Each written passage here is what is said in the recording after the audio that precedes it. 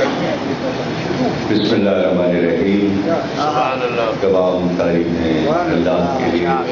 درود و سلام محمد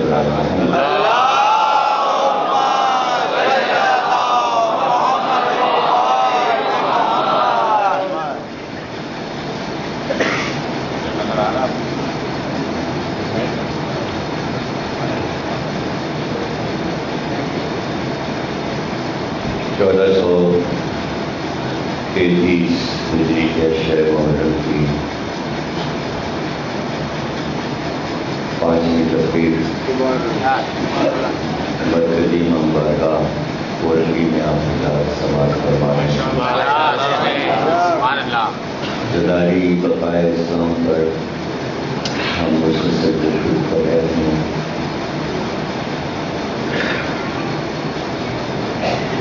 انبیاء نے دین بنائے، دین کی بنیادیں رکھی. بہت سے دین دنیا میں رائج ہوئے اور بہت سے دین دنیا سے ختم ہو گئے. قوم والوں نے بھی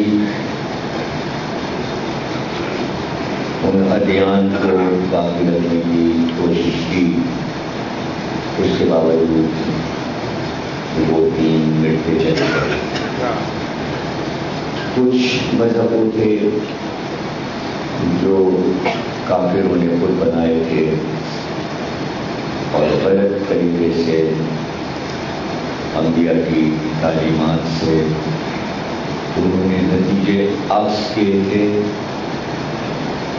کچھ دنوں تک وہ بھی چلے اور پھر وہ بھی مٹ گئے. جو دین حق تھے وہ بھی ختم ہوئے. زیادہ دن نہیں چل پائے. اس کی وجہ یہ تھی کہ ہر نبی کی امت دین کو مست کر دیتی تھی، اس لیے حق چھپ جاتا تھا اور غیر میں چلا جاتا ہے. ظاہر ہے جب حق کا ماننے والا ہی کوئی نہیں ہے تو حق نظر کہاں آئے گا. اور اس طرح ایک پھر نیا نبی مبعوث ہو جاتا تھا، بھیج دیا جاتا تھا، پھر وہ ایک دین لے کر آتا تھا. لیکن وہ ادیان مختلف ناموں سے یاد کیے گئے تاریخوں میں، لیکن دراصل تھے وہ دین اسلام. اور شروع سے ہی ایک ہی پیغام تھا، لا الہ الا اللہ، خدا ایک ہے. اس کے رنگ تبدیل ہوتے رہے اور وہ رنگ ملک اور قوم کو دیکھ کر ان کی تہذیب، ان کی اس رسم و رواج، تمدن کو دیکھ کر اس رنگ سے ملتے جلتے رنگ بنائے گئے. یہاں تک کہ بہت سے دین دنیا میں پھیل گئے. کچھ باطل کی راہ سے آئے تھے، کچھ حق کی راہ سے آئے تھے، لیکن وہ اللہ کو پسند نہیں آئے. اور آخر میں اس نے اعلان کیا ان الدین عند اللہ الاسلام. اگر کوئی دین ہے تو وہ اسلام ہے، اور اسی کو اللہ نے قیامت تک کے لیے پسند کر لیا اور اپنی مرتبت میں وہ دین بنا کر انسانوں کے حوالے کر دیا. اسی طرح ابراہیم نے دین حنیف کیا تھا اور اللہ کا گھر بنایا تھا. وہ تمام دین جو کہ مٹ گئے تھے، ان کی جو اچھی اچھی باتیں تھیں اور جو اللہ کی طرف سے تھیں، آہستہ آہستہ ان کو اسلام میں داخل کر لیا گیا. اور اس طرح اسلام آدم سے لے کر خاتم تک جو اس کی ماضی کی تاریخ تھی اس کو مستقبل بنا دیا گیا. اور سرکار کے بعد وہ ماضی بن گیا. لیکن چونکہ سرکار حیات ہیں اس لیے اسلام ماضی نہیں بن سکتا.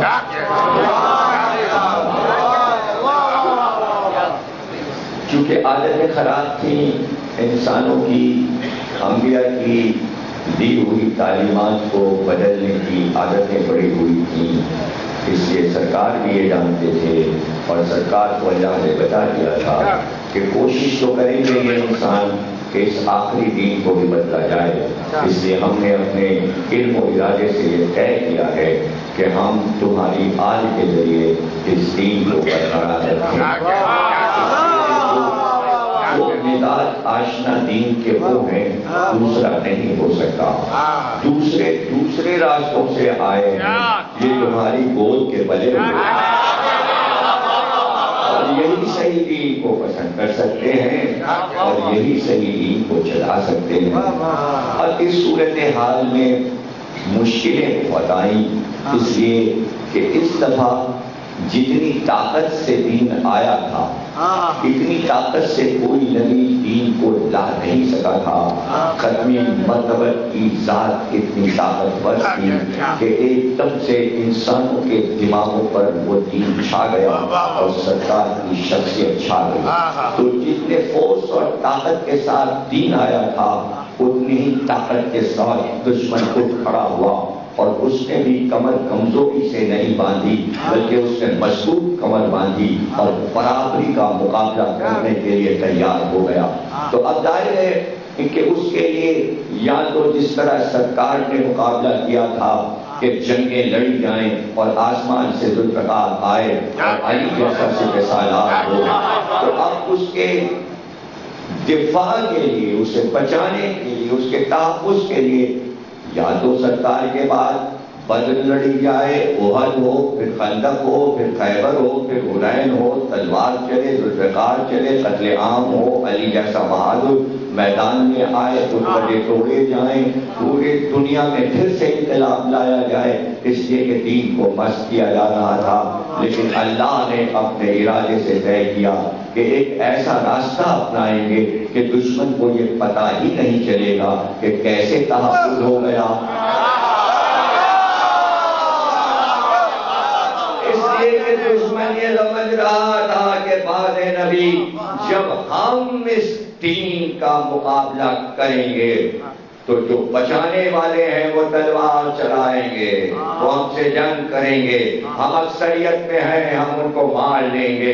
لیکن اللہ نے کہا چپ بیٹھ جاؤ، نہ کوئی لڑائی ہوگی، نہ کوئی جنگ ہوگی، نہ تلوار نکالی جائے گی، ان کو اپنا کام کرنے دو، ہمیں بھرپور بار ایسا کریں گے کہ سب تہس نہس ہو جائے گا، ان کی ساری طاقت کی ہوا نکل جائے گی۔ ہمارے یہاں اس آخری وار کا نام ہے کربلا۔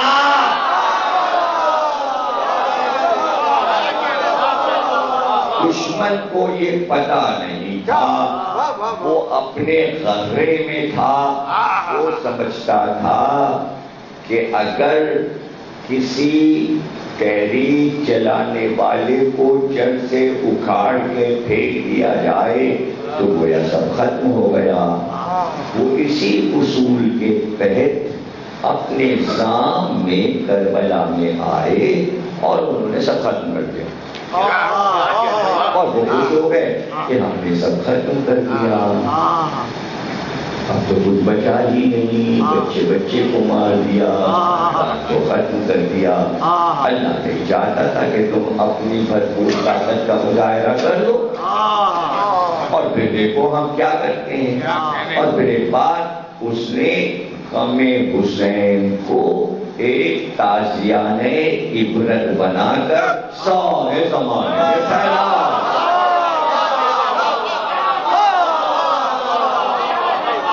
شروع میں تو لوگ سمجھے نہیں کہ یہ کیا ہے، شروع میں تو نہیں سمجھے کہ یہ کیا ہے۔ ان کا بھائی ٹھیک ہے، ایک بیٹا بچہ ہے، وہ گھر میں بیٹھا رو رہا ہے، ہم تو کامیاب ہو گئے، ہم اپنا کام کرتے رہیں گے۔ سلطنتیں بنتی رہیں، عرب والے حکومتیں بناتے رہے اور مطمئن ہو گئے اب نبی کے گھر میں کوئی ایسا بھائی نہیں جو ہم سے تخت کا مطالبہ کرے، اب ان میں طاقت بھی نہیں ہے، اب ان کے یہاں دوسرا علی پیدا نہیں ہو سکتا، تو وہ آ کے ہم سے لڑے، لشکر بنائے، تلواریں چلائے۔ اپنے کام میں مصروف تھے اور یہاں خاموشی کے ساتھ لوگ گھروں میں بیٹھے رو رہے تھے. کسی کو یہ پتا ہی نہیں کہ یہ خاموش لشکر بن رہا تھا. پھر اس کے بعد یہ لشکر سمندر کی طرح نکل پڑے گا اور حکومتوں کا خاتمہ کر دے گا. اور یہی ہوا کہ بنی امیہ کی سلطنت گر گئی اور وہ حسین کے آنسو میں ڈوب گئی. عزاداروں کے ماتم میں ان کے باجے جو تھے وہ ماتم پڑ گئے. ان کے نقال خانے خاموش ہو گئے. ماتم کی آواز بلند ہو گئی. اب یہ ضرور ہے کہ بنی عباس نے عزاداری کو سہارا بنایا اپنی کامیابی کے لیے اور انہوں نے کالے جھنڈے بلند کیے اور خوب چیخ چیخ کے رونا شروع کیا. ہائے حسین ہائے حسین. خوب عزاداری کی اور اس بہانے سے بنی امیہ کو سرما بنا کے مار کے دفن کر کے قبروں کو بٹا کے جسموں کو خاک بنا کے حکومت بنا لی. پتہ چلا بہانہ تھا. عزاداری کو بہانہ بنایا تھا سلطنت کا. اللہ خاموش رہا اور اس نے کہا کہ ٹھیک ہے اس بہانے سے عزاداری بڑھ تو جائے گی لیکن تمہارا پول بھی کھل جائے گا. پھر ان کا پول کھل گیا اور انہوں نے پھر عزاداروں کو قتل کرنا شروع کر دیا. کل تک خود عزادار تھے اور پھر عزاداروں کو مارنے. اب قبر حسین پہ کوئی نہ جائے اس کے ہاتھ پیر کاٹ دیے جائیں گے. جو کربلا جائے گا اس کے ہاتھ پیر کٹ جائیں گے. جو مجلس کرے گا اسے مار دیا جائے گا.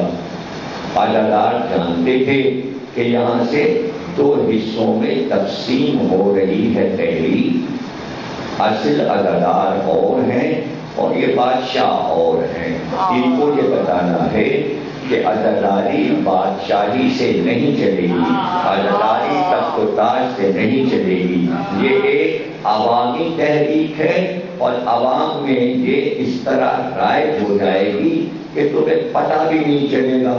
یہاں تک کہ علاقوں میں آ کے بنی عباس کے تخت کو تاراج کر دیا اور بنی عباسیوں کا نام و نشان نہ رہا. جیسے عباسیوں نے بنی امیہ کی قبریں ختم کی تھی علاقوں نے آ کے ان کے بھی جسموں کو ختم کر دیا. نہ کسی کی قبر ہے نہ کسی کا مقبرہ ہے.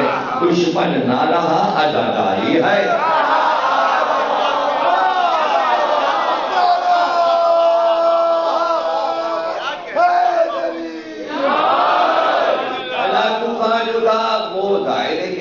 سے آیا تھا وحشی تھا بہادر تھا انسانوں کو مارتا کاٹتا تھا لیکن وہ تہذیب و تمدن تو نہیں جانتا تھا.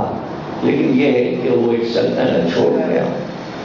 آہستہ آہستہ ایسا ہوتا ہے اور ظاہر ہے کہ منگول میں رہنے والا ایک نئی زبان یہاں عرب افراد میں آیا. یہاں عربی بولی جاتی تھی.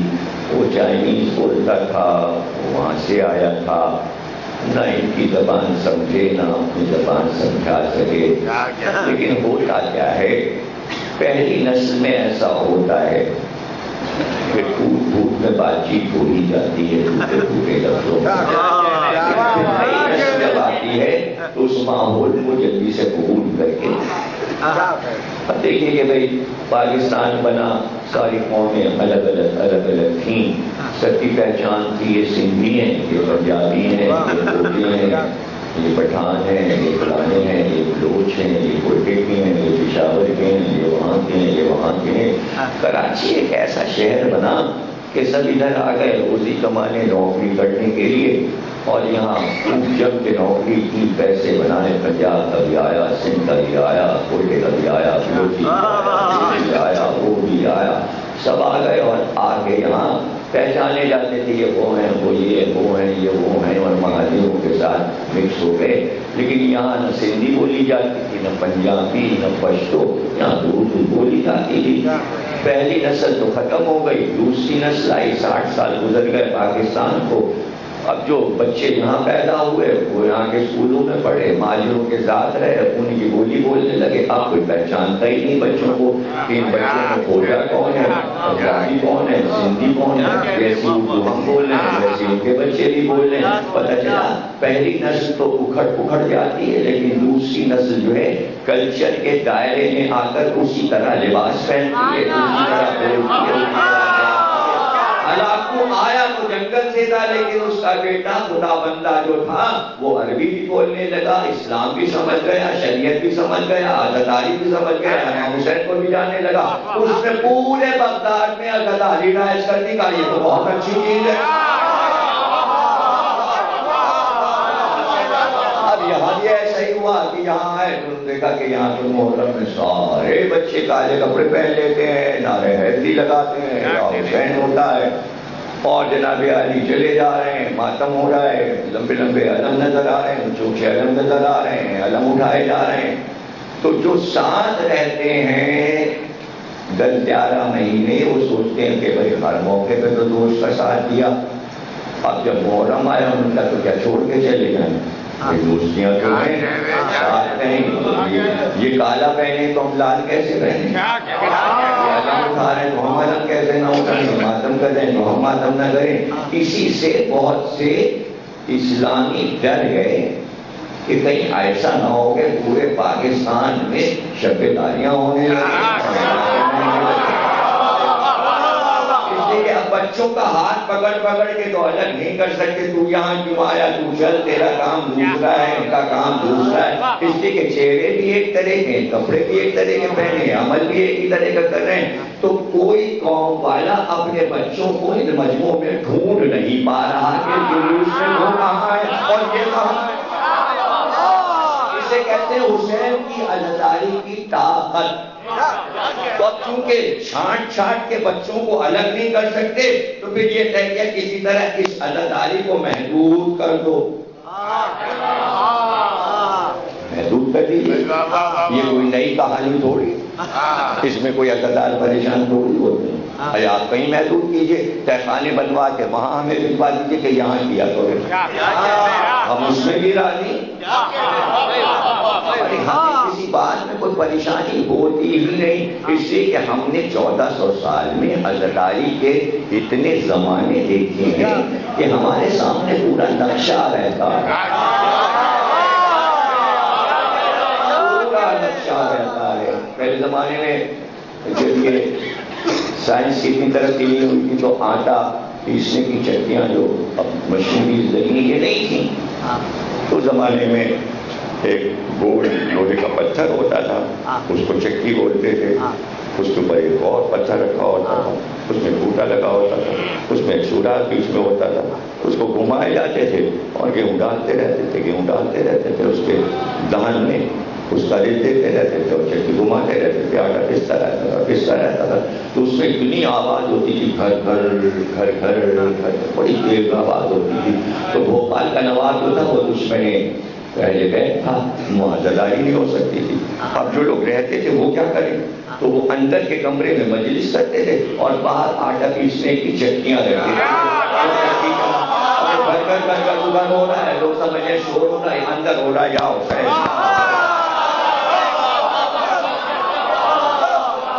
کوئی ایسا ماحول نہیں ہے جس میں ہم نے عزاداری نہ کی ہو، اور کوئی ایسا ملک نہیں ہے کہ جہاں پابندی ہو اور وہاں عزاداری نہ ہو۔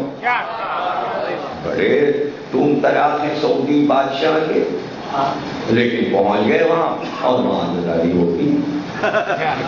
ابھی تلاش کریں، ڈھونڈیں کہاں کیا ایسے طریقے رکھے ہیں کہ ان کی CID ڈھونڈ ہی نہیں پاتی کہ کہاں مجلس ہو، اس لیے کہ وہاں کے لا میں یہ داخل ہے کہ جب حج ختم ہوتا ہے سعودی عرب میں تو لوگ حج کا ولیمہ اپنے گھروں پہ کرتے ہیں، تو گھر کے باہر گاڑیاں کھڑی ہیں، گاڑیوں سے پہچانا جاتا ہے یہاں مجمع ہے۔ اب وہ ہو رہے ہیں ولیمے، تو کچھ کہہ سکتے ہیں حج کے ولیمے ہو رہے ہیں، یا گھر کے باہر اگر جوتے چپل نظر آ گئے تو ہاں یہاں بہت سے لوگ جمع ہیں، وہاں جمع ہونا منع ہے۔ لیکن لوگ ولیمے تو کریں گے، سب اپنے دوست احباب کو بلاتے ہیں اور محرم کے ہی مہینے میں ولیمے شروع ہو جاتے ہیں۔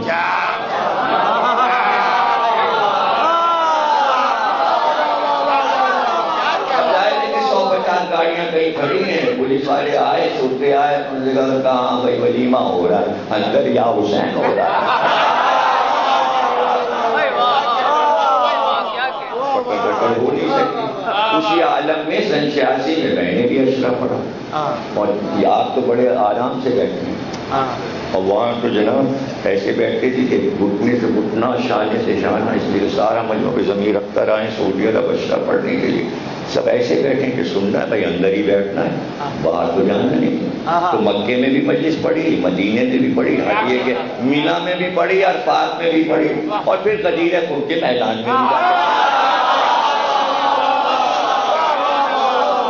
تاریخ تو ایک طرف ہے، تو میں نے اپنی آنکھ سے دیکھا کہ کہاں کہاں کیسی عزاداری ہوئی، ہر ملک کی سنا سکتا ہوں، یعنی جہاں بھی پہنچا تو حیران ہو گیا، لیجیے صاحب یہاں تیاریاں ہیں عزاداری کی، تو آپ تصور ہی نہیں کر سکتے کہ کہاں کہاں حسین کی عزاداری ہو رہی ہے، یعنی اس کے لیے اتنا آپ کو پڑھنا پڑے گا، لیکن اب بہرحال بہت آسان ہو گیا ہے، اب کمپیوٹر پہ بیٹھیے اور بس سرچ کرتے جائیے اور گوگل پہ لکھتے جائیے چائنا کی عزاداری فوراً کھل جائے گی۔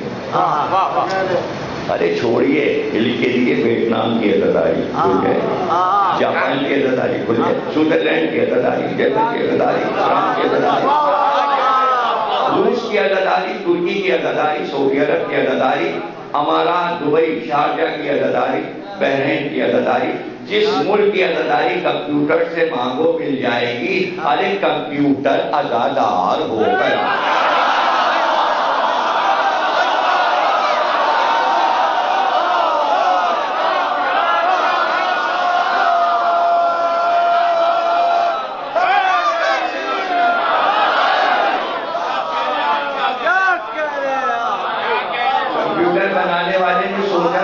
یہ ڈبا جو بنا رہے ہیں امام باڑہ بن جائے گا،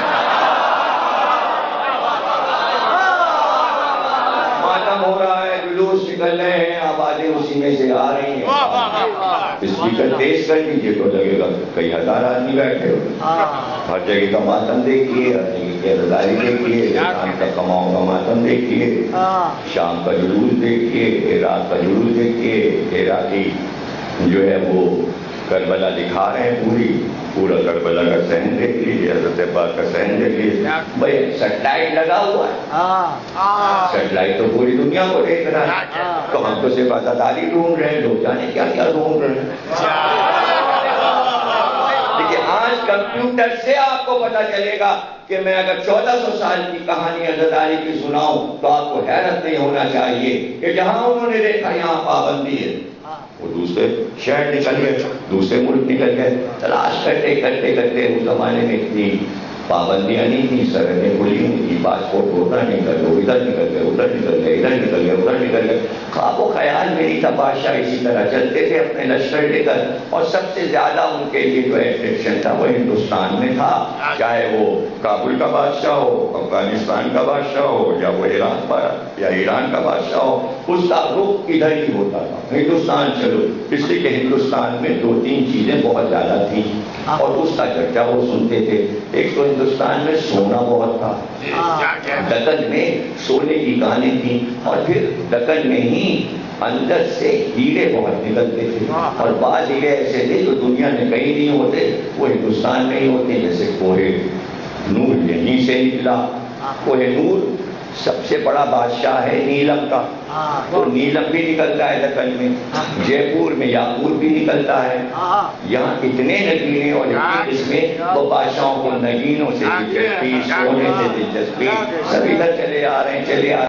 23 سال پہلے سے پلان بناتے تھے، اس کی تیاری کرتے تھے، لشکر کو تیاری کراتے تھے کہ بھائی ہمیں افغانستان سے نکلنا ہے، اور پھر اس کے بعد پنجاب اور سندھ سے ہوتے ہوئے ہم کو دکن کی طرف جانا ہے، یو پی کی طرف جانا ہے، بہار کی طرف جانا ہے، حملہ کرنا ہے، دہلی پہ قبضہ کرنا ہے۔ ایک بادشاہ آیا، دوسرا آیا، غوری آیا، غزنوی آیا، غلام خاندان آیا، قطب خاندان آیا، تغلق خاندان آیا، سب آتے گئے خلجی خاندان پلان آیا، پھر مغل آئے، یہاں تک کہ مغلوں کا بانی تیمور لنگ کئی سال پہلے سے پلان بنا رہا تھا کہ ہمیں ہندوستان میں حملہ ضرور کریں گے، اور وہ اپنے استاد پیر صاحب کے کہنے پر چلتا تھا، جو وہ کہہ دیں تیمور نے کہا میرا یہ ارادہ ہے کئی سال سے کہ میں ہندوستان کو فتح کروں۔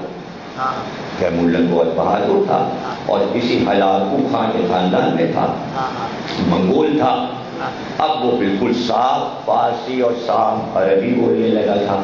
اب وہ جنگلی نہیں رہی تھی نسل، کئی سو سال گزر گئے۔ جب تیمور لنگ کا دور آیا تو سب تہذیبی ہو گئے، کتابیں لکھی جانے لگیں۔ خود تیمور لنگ نے اپنی سوانح حیات لکھی ترکی زبان میں، تو اس کے تیموری کے نام سے مشہور ہے۔ اس نے یہ واقعات لکھے، خود اپنے ہاتھ سے لکھے، اپنی سوانح حیات میں لکھتا ہے کہ میں نے اپنے پیر صاحب سے پوچھا کہ بھائی کون میری مدد کرے گا؟ اگر اللہ بھی مدد نہ کرے تو کیا ہوگا؟ عجیب سوال تھا۔ پیر صاحب نے کہا بھائی دیکھو، اللہ مدد سے منہ نہیں پھیرتا، اور ہم تم کو تیمور لنگ ایک واقعہ سناتے ہیں کہ ایک دن حضرت علی مسجد کوفہ میں بیٹھے تھے اور حضرت علی نے کہا سلونی۔ اب یہ پیر جو ہے وہ تیمور لنگ بادشاہ کو قصہ لکھ کر خط میں بھیج رہا ہے، اور جب علی نے کہا سلونی تو لوگ سوال پوچھنے لگے۔ ایسے میں ایک شخص اٹھا اور اٹھ کر اس نے کہا کہ آج سے کئی ہزار برس پہلے یونان میں سقراط سے ایک سوال کیا تھا۔ اس کے شاگردوں نے سقراط سے یہ پوچھا تھا، اے سقراط یہ بتا کہ آسمان سے موت کے تیر چلنے لگے اور ان تیروں کا رخ بندوں کی طرف ہو اور تیر چلانے والا اللہ ہو، تو اب بندے مدد کے لیے کس کو پکاریں؟ اس لیے کہ موت کے تیر تو اللہ چلا رہا ہے اور وہ تیر موت کے ہیں اور بندوں کو مرنا ہے۔ اب اللہ ہی تیر چلائے تو مدد کو کس کو پکاریں؟ تو سقراط چپ ہو گیا، اس نے کوئی جواب نہیں دیا، اس لیے کہ سوال کا جواب سقراط کے پاس نہیں تھا۔ جب مولا نے سلونی کہا تو ایک شخص نے کہا کہ سقراط سے یہ سوال ہوا تھا، یا علی آپ بتائیے اس سوال کا کیا جواب ہے؟ تو مولا علی نے فرمایا اس سوال کا جواب تیرے گھر میں ہے۔ اس نے کہا مولا گھر میں کیسے ہے؟ کہ تو اپنے ماں باپ جو ہیں وہی اپنے بچے کے سرپرست ہیں، تو اپنے بچے کا سرپرست ہے۔ کیا تو نے دیکھا کہ جب غصے میں تو اپنے بچے کو تھپڑ مارنا شروع کرتا ہے تو وہ بھاگ کے محلے والوں کو مدد کے لیے نہیں پکارتا، وہ کسی اور طرف نہیں جاتا، وہ گھبرا کے چھوٹا سا بچہ تیری ٹانگ سے لپٹ جاتا ہے، تیرے دامن سے یعنی باپ مجھ پہ رحم کرو تو باپ کو رحم آ جاتا ہے، وہ پھر بچے کو نہیں مارتا، پیار کرنے لگتا ہے۔ ارے جب اللہ قضا کے تیر چلائے تو اسی کی طرف بھاگو، وہی مدد کرے گا۔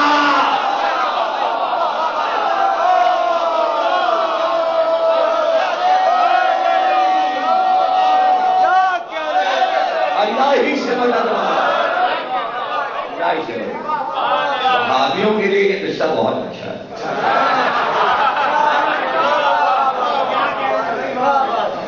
ان کو حضرت علی کا یہ واقعہ بار بار سنانا چاہیے۔ جدھر سے تیر چلے کیا کہنے اور یہی ہونا نہیں چاہتا۔ آج کل مسلمانوں پہ قضا کے تیر چل رہے ہیں، اور پکارو اللہ، پکارے وہی مدد کرے گا۔ تیمور لنگ کے بعد سمجھ میں آ گئی، اس کا تو پھر کیا کروں؟ اب جب اس نے حضرت علی کا پورا واقعہ پڑھا تیمور نے، استاد سے خوش ہوا، تو اس نے کہا استاد پھر میں نے یہ طے کیا ہے کہ میں ہندوستان پر حملہ کرنے سے پہلے نجف جاؤں گا۔ پورا لشکر لے کے نجف پہنچ گیا۔ اس نے کہا یہ ہے مولا علی کی خبر۔ اس نے کہا بھائی یہاں پر تو بہت زبردست روزہ بننا چاہیے. یہ تو خالی 4 دیواری اور ایک چھت پڑی ہوئی ہے. بھائی مولا علی کا روزہ تو باب مدینۃ العلم ہے.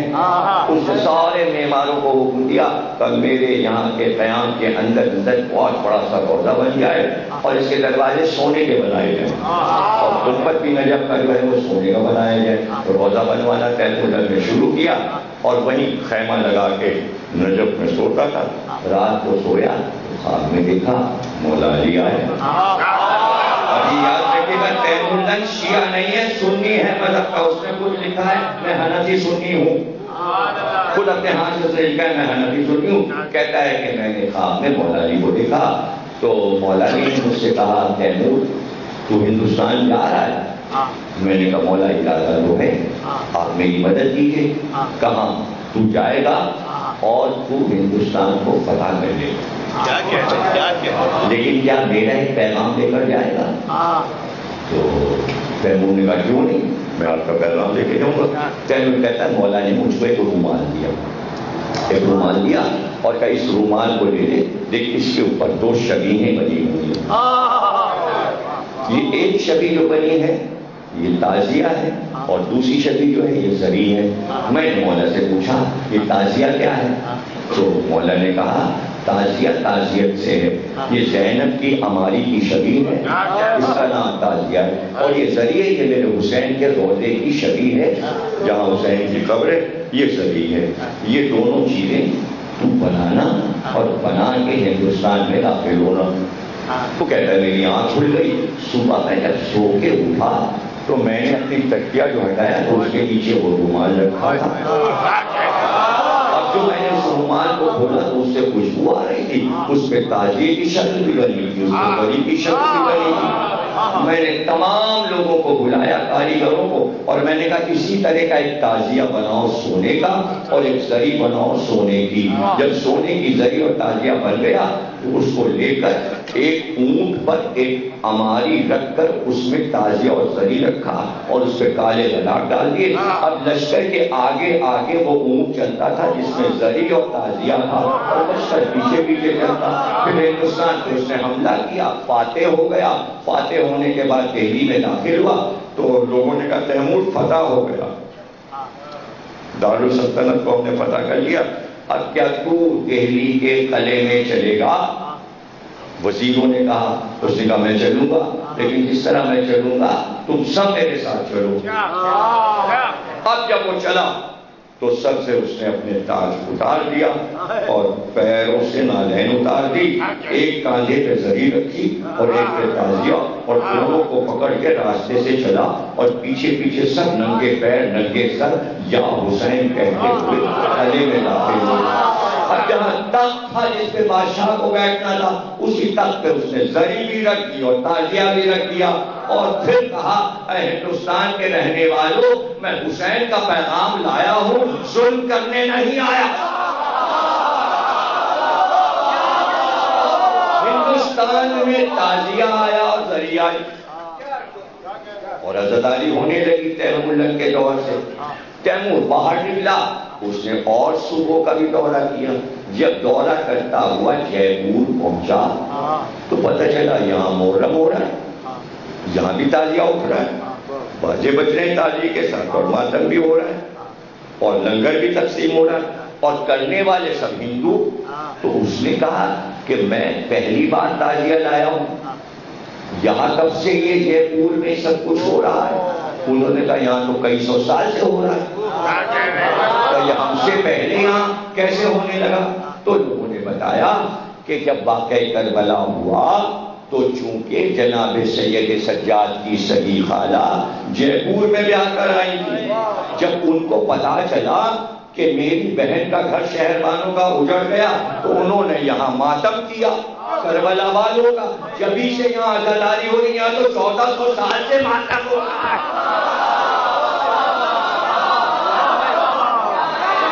اس طرح پورے ہندوستان میں عزاداری پھیل گئی. تو تو عرب والوں نے پابندی لگائی کہ نہیں کرنے دیں گے. بولیے وہاں سے نکلی عراق سے نکلی ایران کی عزاداری نکلی افغانستان سے نکلی سندھ اور پنجاب ہوتی پورے ہندوستان سے برما اور پھر انڈونیشیا اور ملائیشیا اور ہانگ کانگ اور بینکاک ادھر بڑھتی چلی گئی. اور ادھر جناب عرب والوں نے یہ طے کیا کہ اگر عزاداری نہیں کرنے دو گے تو ہم دوسری جگہ نکل جائیں گے. جب انہوں نے دیکھا عرب میں عزاداری نہیں کرنے دے رہے ہیں، انہوں نے نکل کے عزاداروں نے مراکش پہ قبضہ کر لیا امام حسن کی اولاد میں، اور مراکش میں عزاداری ہونے لگی. فاطمی نے مصر اٹھے، انہوں نے مصر پہ قبضہ کر لیا، اور وہاں جب تخت پہ جا کے بیٹھ گئے فاطمی نے مصر جو اسماعیلی تھے جو امام صادق کی اولاد تھے انہوں نے اعلان کر دیا. انہوں نے کہا یہاں سرکاری طور پر محرم ہوگا، سب کے گھروں پہ کالے جھنڈے لگے پورے مصر میں، اور 10 دن تک کوئی ذبیحہ نہیں ہوگا، گوشت نہیں کھایا جائے گا، کوئی بستر پہ نہیں سوئے گا، سب کو زمین پہ سونا ہے، 10 دن تک ننگے پیر چلنا ہے، ننگے سر چلنا ہے، اور جہاں حسین کا سر رکھا ہے وہاں چل کے عاشور کے دن ماتم کرنا ہے. اور کس طرح عزاداری ہوگی؟ کئی صدی تک مصر میں عزاداری ہوتی رہی. مصر سے آگے بڑھی وہ شام جس میں یزید بیٹھا تھا وہاں بھی عزاداری پہنچ گئی، ترکی عزاداری پہنچ گئی، اور جتنے عرب ممالک تھے سعودی عرب والوں نے روکا تو اور پھیل گئی، بحرین تک گئی. یہاں بھی عزاداری، وہاں بھی عزاداری، وہاں بھی حسین، یہاں بھی حسین. عزاداری بڑھتی چلی گئی. اور وہ جو بزنس مین تھے، تجارت کرنے والے تھے، وہ رہتے تھے سمندر کے کنارے. وہ قوم کہلاتی تھی زت. زت جو ہے وہ ہندی کے جٹ سے بنا ہے، جاٹ سے بنا ہے زت عربی میں. یہ حضرت علی کے لشکر میں ایک پورا ایسا غول آیا تھا ہندوستان سے کہ جو حضرت علی کے ساتھ صفین میں لڑا تھا، اور ان کا ایک الگ کیمپ رکھتا تھا. یہ بڑے بہادر تھے تو یہ زت کہلاتے تھے. یہ لوگ جو تھے جب یہ وہاں سے نکلے مولا علی کی شہادت کے بعد تو انہوں نے طے کیا ہم جو تجارت کوفے میں کرتے تھے، چونکہ اب کوفہ تنگ ہو گیا ہمارے لیے اور ہم علی والے ہیں، تو ہم ایسی جگہوں کو انتخاب کریں جو سمندر کے کنارے ہیں. تو انہوں نے مصر کو، بمبئی کو، اور ایسے بصرے کو، بحرین کو، جو سمندر کے کنارے جگہیں تھیں، تو پوری پٹی چلتی چلی جا رہی ہے افریقہ سے لے کے اور عراق تک جو سمندر کے کنارے میں کراچی، یہ سب بعد میں یہی لوگ کھوجے کے نام سے مشہور ہو گئے. ان کا کام یہ تھا کہ یہ سمندر کے کنارے اس لیے بزنس کرتے تھے کہ یہ سمندر سے موتی نکالتے تھے، یعنی سیپ نکالے جاتے تھے اس میں سے موتی نکلتے تھے، موتی کا بزنس کرتے تھے. موتی بیچ کے سچے موتی پیسہ بہت ہو گیا، پھر بعد میں انہی میں کوجے اور بورے بن گئے اور یہی خود دینے لگے. جب خون دینے لگے عزاداری اور بڑھ گئی، انہوں نے بھی عزاداری بنائی. تو جو کراچی میں آباد تھے یہاں عزاداری کی، جو بمبئی میں تھے وہاں عزاداری کی، جو مصر میں تھے وہاں عزاداری کی، جو بصرے میں تھے وہاں عزاداری کی. یعنی ساحل سمندر پہ پوری پٹی پر عزاداری کرتے رہے. جب انگریز کراچی میں آئے اور یہ کوئی شہر نہیں تھا،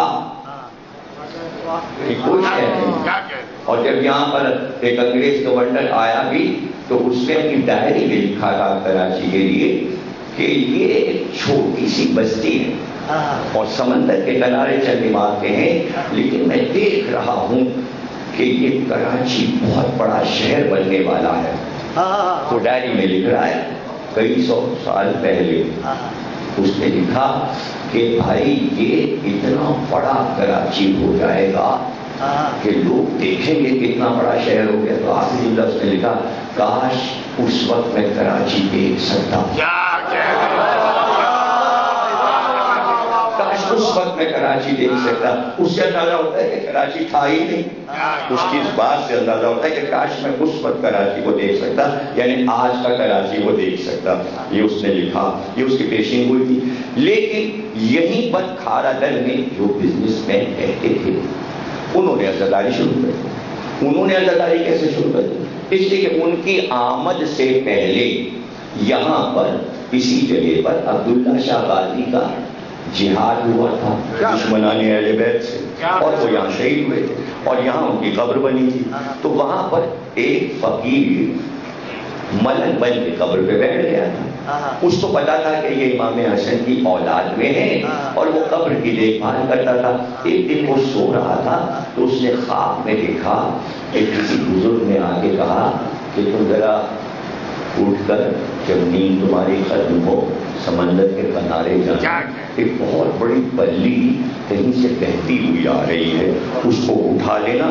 وہ اصل میں عباس کا علم ہے. جب اس کی آنکھ کھلی تو وہ گیا سمندر کے کنارے, اس نے دیکھا بہت بڑی بلی کئی گز کی بہتی ہوئی چلی آ گئی. جب وہ کنارے آ گئی اس نے اس کو اٹھایا, بہت بھاری تھی, اس کو لے کے وہ آیا اور آ کر کھارا میں ایک جگہ پر کاٹ دیا. اس میں کالا پرچم لگا دیا, اس لیے کہ اس کو بشارت ہوئی تھی علم کی, تو اس نے علم لگا دیا. یہی علم جہاں پہ لگا بعد میں فوجوں نے بڑا امام باڑہ کھارا اسی جگہ پہ بنایا. وہ علم اب تک لگا ہے, وہ صدیوں پرانا. اب صحرا میں یہ علم کیوں لگتے تھے؟ اس لیے کہ سندھ میں یہ دستور تھا کہ لوگ علم لگا کے ایک خدمت تھی لوگوں کی کہ جب کوئی راستہ ہوتا تھا اور راستہ بن جاتا تھا کہ ادھر سے قافلہ گزرتا ہے تو وہاں پر جس کے دل میں سماتی وہاں پہ جا کے اونچا سا علم لگا کے اس میں پھیرا لگا دیتا تھا, اس پہ لکھ دیتا تھا یا حسین. اور وہیں پر بہت سے مٹی کے برتنوں میں گھڑوں میں پانی بھر کے علم کے کنارے رکھ دیتے تھے اور وہاں پر کچھ پوزے رکھ دیتے تھے تاکہ جب قافلہ ادھر سے گزرے, کیونکہ صحرا ہے پانی ملے گا نہیں, پانی کا انتظام ہے نہیں, سمندر کا پانی ہے کھارا, تو جب ادھر سے گزرے تو انہیں پانی مل جائے, رک کے پانی پئیں. لیکن یہاں تک آئیں گے ایسے صحرا میں کہ یہاں پانی رکھا ہے. الگ اس لیے لگایا کہ دور سے جب کارواں آئے کسی بھی ملک سے تو اس کو علم نظر آ جائے. جب علم دیکھتے تو سمجھ جاتے تھے پانی وہاں ہے, اور جب وہاں پہنچتے تو دیکھتا قریب میں تندور بھی لگا ہے, روٹی بھی پک رہی ہے, کھانا بھی کھلایا جا رہا ہے. تو پرانے قافلے جب گزرتے تب ان کو یہ معلوم ہوتا کہ علم سے رزق ملتا ہے, پانی بھی ملتا ہے اور کھانا بھی ملتا ہے.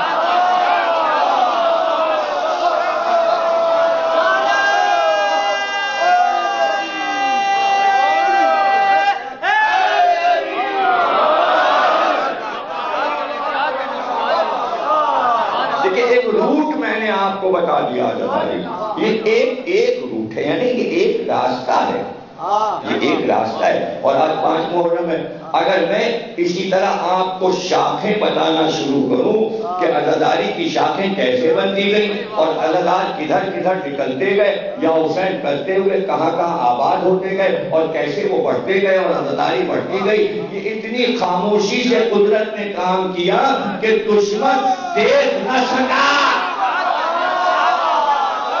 کہ کدھر سے جا رہے ہیں عزادار. یہ انتظام اس کا تھا, اے حسین تم نے میرا نام اونچا کیا, میں تمہارا. عزاداری بقائے اسلام, عزاداری بقائے اسلام ہے. وہ تو ایک رونے والا تھا, ایک رونے والا, وہ ایک بچہ تھا, اس کو اللہ نے بچایا تھا اور وہ بیمار نہیں تھا, وہ بیمار نہیں تھا. اس کو جب ہم کہتے ہیں عابد بیمار تو کاش جو سنتے ہیں یہ نام عابد بیمار یہ بھی تو جانے کہ یہ ہوا کیا.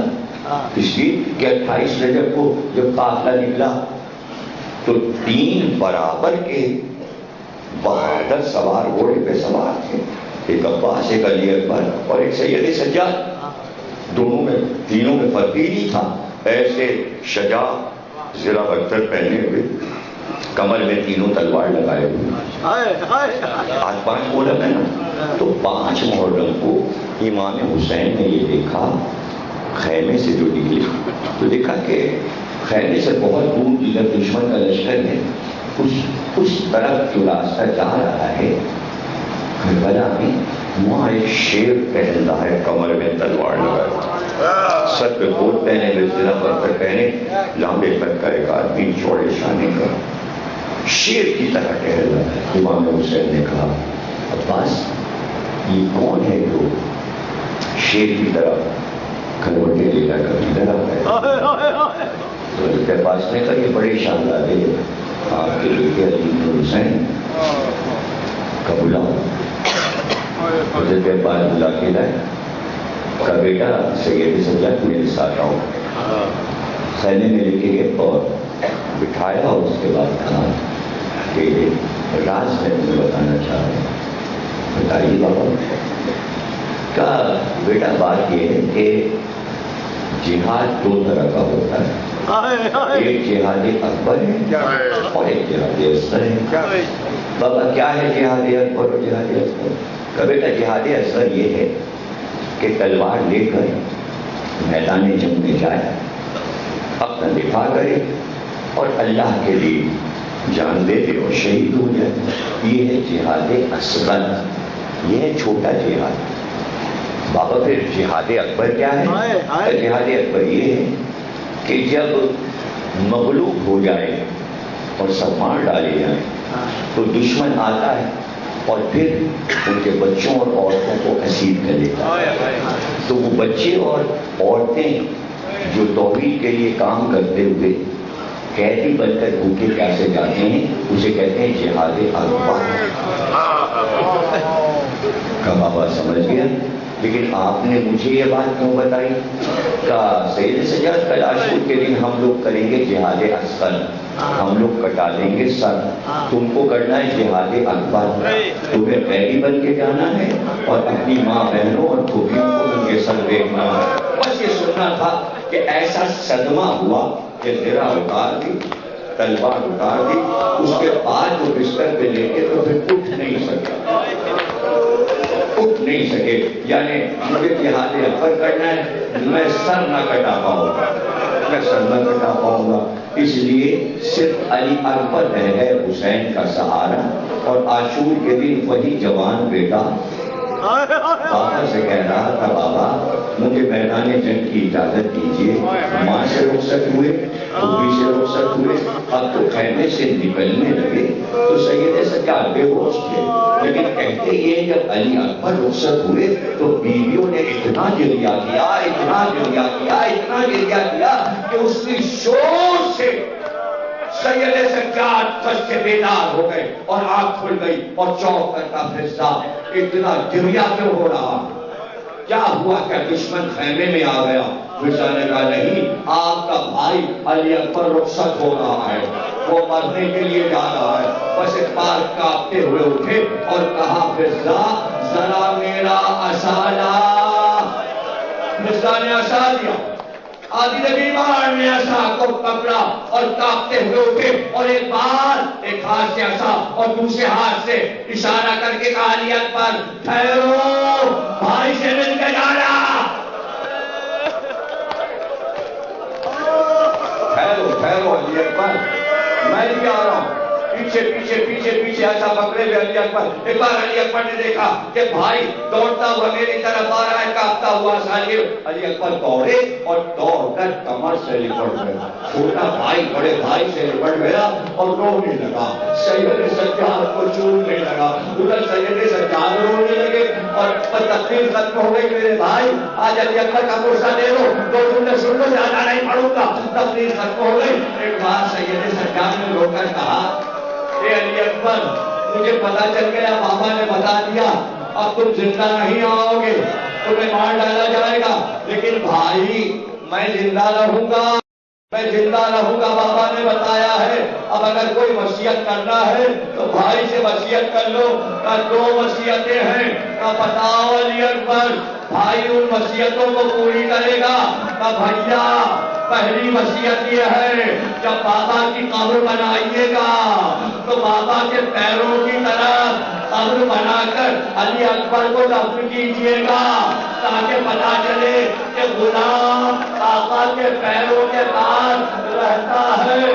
آج تک علی اکبر کی قبر حسین کے پیروں کے پاس ہے. سید سجاد نے کہا دوسری وصیت کیا ہے؟ کہ بھیا مدینے میں صغرا سے وعدہ کیا تھا کہ میں لینے آؤں گا, جب مدینے جائیے گا صغرا کو گلے سے لگا کے کہیے گا علی اکبر آ نہ سکا اس لیے کہ بابا للغہ آدم میں گر گئے. علی اکبر اپنی جان حسین پر بتا کر گیا صغرا, اب علی اکبر نہیں آئے. پہلی نسل تو ختم ہو گئی، دوسری نسل آئی، 60 سال گزر گئے پاکستان کو. اب جو بچے یہاں پیدا ہوئے وہ یہاں کے اسکولوں میں پڑھے، ماجروں کے ذات رہے، ان کی بولی بولنے لگے. اب کوئی پہچانتا ہی نہیں بچوں کو کہ ان بچوں میں کھوجا کون ہے، پنجابی کون ہے، سندھی کون ہے. جیسی اردو ہم بول رہے ہیں ویسے ان کے بچے بھی بول رہے ہیں. پتہ چلا پہلی نسل تو اکھڑ جاتی ہے، لیکن دوسری نسل جو ہے کلچر کے دائرے میں آ کر اسی طرح لباس پہنتی ہے، اسی طرح بولتی ہے. ہلاکو آیا تو جنگل سے تھا، لیکن اس کا بیٹا خدا بندہ جو تھا وہ عربی بھی بولنے لگا، اسلام بھی سمجھ گیا، شریعت بھی سمجھ گیا، عزاداری بھی سمجھ گیا، امام حسین کو بھی جانے لگا. اس نے پورے بغداد میں عزاداری رائج کر دی. کہا یہ تو بہت اچھی چیز ہے. اب یہاں بھی ایسا ہی ہوا کہ یہاں آئے تو دیکھا کہ یہاں تو محرم میں سارے بچے کالے کپڑے پہن لیتے ہیں، نعرے حیدری لگاتے ہیں، حسین ہوتا ہے، اور جناب علی چلے جا رہے ہیں، ماتم ہو رہا ہے، لمبے لمبے علم نظر آ رہے ہیں، چوچے علم نظر آ رہے ہیں، علم اٹھائے جا رہے ہیں. تو جو ساتھ رہتے ہیں 10-11 مہینے وہ سوچتے ہیں کہ بھائی ہر موقع پہ تو دوست کا ساتھ دیا، اب جب محرم آیا ان کا تو کیا چھوڑ کے چلے جائیں. یہ دوستیاں تو ہیں، ساتھ رہیں. یہ کالا پہنے تو ہم لال کیسے پہنے، علم اٹھا رہے ہیں تو ہم علم کیسے نہ اٹھائیں، ماتم کر رہے ہیں تو ہم ماتم نہ کریں. اسی سے بہت سے اسلامی ڈر گئے کہ کہیں ایسا نہ ہو کہ پورے پاکستان میں شب داریاں ہونے لگیں. اب بچوں کا ہاتھ پکڑ کے تو الگ نہیں کر سکتے. تو یہاں کیوں آیا، تو چل، تیرا کام دوسرا ہے، ان کا کام دوسرا ہے. اس لیے کہ چہرے بھی ایک طرح کے، کپڑے بھی ایک طرح کے پہنے، عمل بھی ایک ہی طرح کا کر رہے ہیں. تو کوئی قوم والا اپنے بچوں کو ان مجموعوں میں ڈھونڈ نہیں پا رہا کہ جلوس میں وہ کہاں ہے اور یہ کہاں ہے. اسے کہتے ہیں حسین کی عزاداری کی طاقت. تو اب چونکہ چھانٹ کے بچوں کو الگ نہیں کر سکتے تو پھر یہ طے کیا کسی طرح اس عزاداری کو محدود کر دو. محدود کر دیجیے. یہ کوئی نئی کہانی تھوڑی، اس میں کوئی عزادار پریشان تھوڑی ہوتے ہیں. آپ کہیں محدود کیجیے، تہ خانے بنوا کے وہاں ہمیں بھجوا دیجیے کہ یہاں کیا تو ہم اس میں بھی راضی. کسی بات میں کوئی پریشانی ہوتی ہی نہیں، اس لیے کہ ہم نے 1400 سال میں عزاداری کے اتنے زمانے دیکھے ہیں کہ ہمارے سامنے پورا نقشہ رہتا ہے. پورا نقشہ رہتا ہے. پہلے زمانے میں جب یہ سائنس کی اتنی ترقی نہیں ہوئی تھی تو آٹا پیسنے کی چکیاں جو اب مشینری ذریعے یہ نہیں تھیں. تو زمانے میں ایک گول لوہے کا پتھر ہوتا تھا، اس کو چکی بولتے تھے. اس کے اوپر ایک اور پتھر رکھا ہوتا تھا، اس میں بوٹا لگا ہوتا تھا، اس میں ایک سوراخ بیچ میں ہوتا تھا. اس کو گھمائے جاتے تھے اور گیہوں ڈالتے رہتے تھے. اس کے دہن میں اس کا ریل دیتے رہتے تھے اور چکی گھماتے رہتے تھے. آٹا پستا رہتا تھا. تو اس میں اتنی آواز ہوتی تھی، گھر گھر گھر گھر، بڑی دیر میں آواز ہوتی تھی. تو بھوپال کا نواب جو تھا وہ دشمن پہلے بیٹھ تھا، وہاں عزاداری نہیں ہو سکتی تھی. اب جو لوگ رہتے تھے وہ کیا کریں، تو وہ اندر کے کمرے میں مجلس کرتے تھے اور باہر آٹا پیسنے کی چکیاں رکھتے تھے. گھر کا دکان ہو رہا ہے، لوگ سمجھے شور ہو رہا ہے، اندر ہو رہا ہے، یا ہوتا ہے.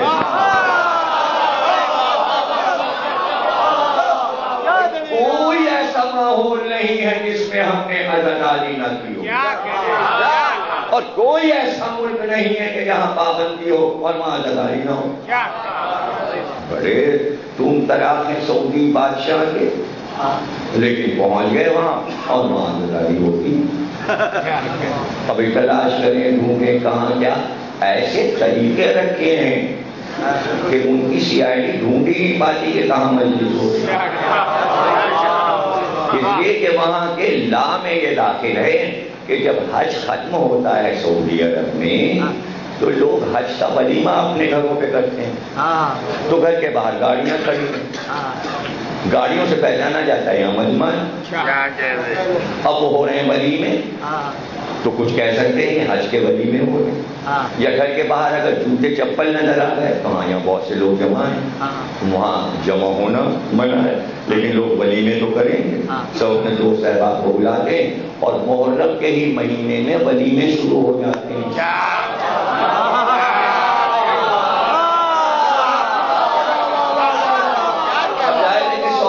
گاڑیاں کہیں کھڑی ہیں، پولیس والے آئے، چھوٹے آئے، انہوں نے کہا ہاں بھائی ولیمہ ہو رہا ہے، اندر یا حسین ہو رہا ہے۔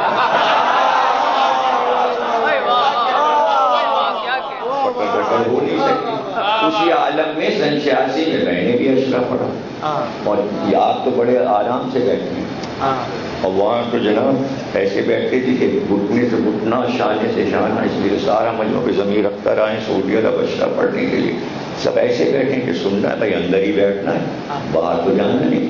تو مکے میں بھی مجلس پڑھی، مدینے میں بھی پڑھی، ہٹیے کہ مینا میں بھی پڑھی، عرفات میں بھی پڑھی، اور پھر غدیر خم کے میدان میں بھی پڑھی۔ تاریخ تو ایک طرف ہے، جو میں نے اپنی آنکھ سے دیکھا کہ کہاں کہاں کیسی عزاداری ہوئی، ہر ملک کی سنا سکتا ہوں، یعنی جہاں بھی پہنچا تو حیران ہو گئے، لیجیے صاحب یہاں تیاریاں ہیں عزاداری کی، تو آپ تصور ہی نہیں کر سکتے کہ کہاں کہاں حسین کی عزاداری ہو رہی ہے، یعنی اس کے لیے کتنا آپ کو پڑھنا پڑے گا، لیکن اب بہرحال بہت آسان ہو گیا ہے، اب کمپیوٹر پہ بیٹھیے اور بس سرچ کرتے جائیے اور گوگل پہ لکھتے جائیے چائنا کی عزاداری، فوراً کھل جائے گی۔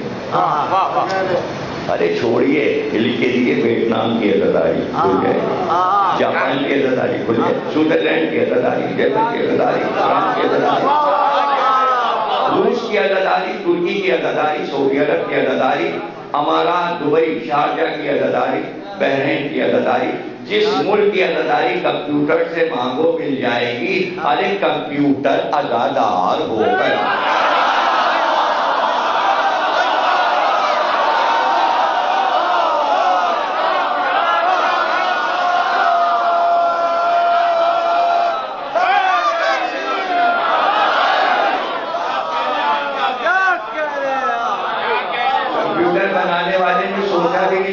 ڈبا جو بنا رہے ہیں امام باڑہ بن جائے گا،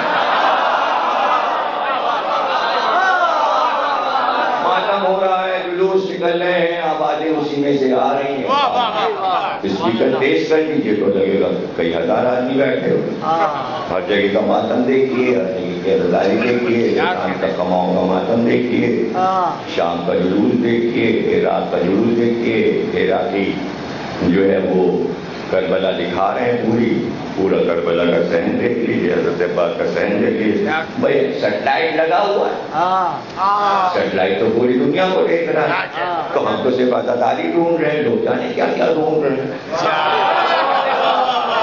دیکھیے آج کمپیوٹر سے آپ کو پتا چلے گا کہ میں اگر 1400 سال کی کہانی عزاداری کی سناؤں تو آپ کو حیرت نہیں ہونا چاہیے کہ جہاں انہوں نے دیکھا یہاں پابندی ہے، وہ دوسرے شہر نکل گئے، دوسرے ملک نکل گئے، تلاش کرتے کرتے کرتے اس زمانے میں اتنی پابندیاں نہیں تھیں، سرحدیں کھلی نہیں تھی، پاسپورٹ ہوتا نکل گئے، ادھر نکل گئے، ادھر نکل گئے، ادھر نکل گئے، ادھر نکل گئے، خواب و خیال میں نہیں تھا، بادشاہ اسی طرح چلتے تھے اپنے لشکر لے کر، اور سب سے زیادہ ان کے لیے جو اٹریکشن تھا وہ ہندوستان میں تھا، چاہے وہ کابل کا بادشاہ ہو، افغانستان کا بادشاہ ہو، یا وہ عراق کا یا ایران کا بادشاہ ہو، اس کا رخ ادھر ہی ہوتا تھا، ہندوستان چلو، اس لیے کہ ہندوستان میں 2-3 چیزیں بہت زیادہ تھیں اور اس کا چرچا وہ سنتے تھے۔ ایک تو ہندوستان میں سونا بہت تھا، دکن میں سونے کی کانیں تھیں، اور پھر دکن میں ہی اندر سے ہیرے بہت نکلتے تھے، اور بعض ہیرے ایسے تھے جو دنیا میں کہیں نہیں ہوتے، وہ ہندوستان میں ہی ہوتے، جیسے کوہ نور یہیں سے نکلا۔ کوہ نور سب سے بڑا بادشاہ ہے نیلم کا، تو نیلم بھی نکلتا ہے دکن میں، جے پور میں یاقوت بھی نکلتا ہے، یہاں اتنے نگینے اور اس میں وہ بادشاہوں کو نگینوں سے دلچسپی، سونے سے دلچسپی، سب ادھر چلے آ رہے ہیں چلے آ رہے ہیں، اس سال پہلے سے پلان بناتے تھے، اس کی تیاری کرتے تھے، لشکر کو تیاری کراتے تھے کہ بھائی ہمیں افغانستان سے نکلنا ہے اور پھر اس کے بعد پنجاب اور سندھ سے ہوتے ہوئے ہم کو دکن کی طرف جانا ہے، یو پی کی طرف جانا ہے، بہار کی طرف جانا ہے، حملہ کرنا ہے، دہلی پہ قبضہ کرنا ہے۔ ایک بادشاہ آیا، دوسرا آیا، غوری آیا، غزنوی آیا، غلام خاندان آیا، قطب خاندان آیا، تغلق خاندان آیا، سب آتے گئے، خلجی خاندان آیا، پھر مغل آئے، یہاں تک کہ مغلوں کا بانی تیمور لنگ کئی سال پہلے سے پلان بنا رہا تھا کہ ہمیں ہندوستان میں حملہ ضرور کریں گے، اور وہ اپنے استاد پیر صاحب کے کہنے پر چلتا تھا، جو وہ کہہ دیں۔ تیمور نے کہا میرا یہ ارادہ ہے کئی سال سے کہ میں ہندوستان کو فتح کروں۔ تیمور لنگ بہت بہادر تھا اور کسی ہلاکو خان کے خاندان میں تھا، منگول تھا۔ اب وہ بالکل صاف فارسی اور صاف عربی بولنے لگا تھا۔ اب وہ جنگلی نہیں تھی نسل، کئی سو سال گزر چکے۔ جب تیمور لنگ کا دور آیا تو سب تہذیبی ہو گئے، کتابیں لکھی جانے لگیں۔ خود تیمور لنگ نے اپنی سوانح حیات لکھی ترکی زبان میں، تو اس کے تیموری کے نام سے مشہور ہے۔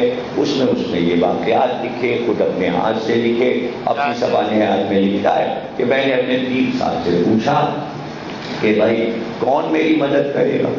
اگر اللہ بھی مدد نہ کرے تو کیا ہوگا؟ عجیب سوال تھا۔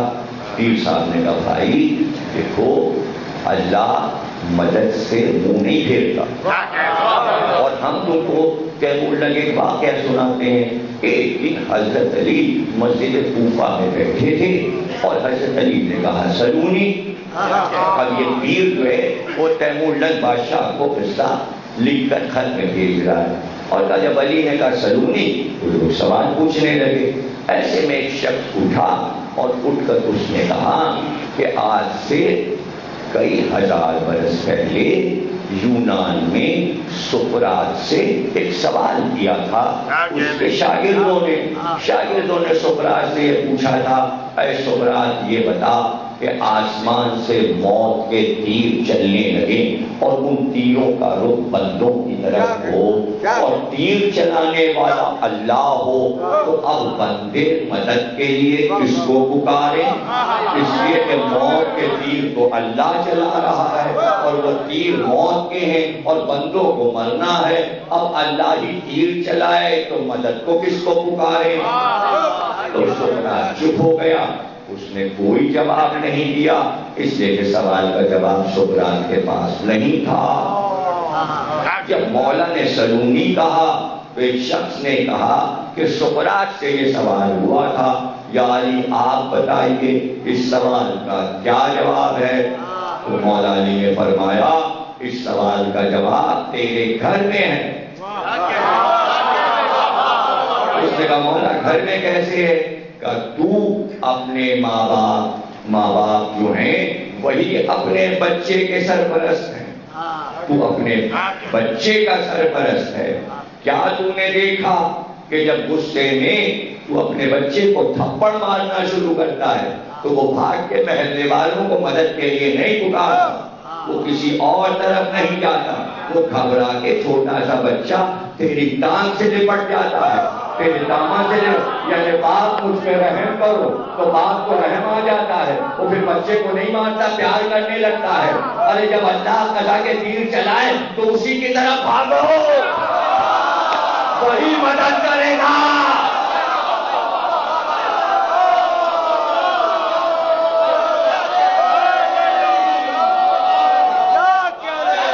اللہ ہی سے مدد صحابیوں کے لیے یہ قصہ بہت اچھا ہے۔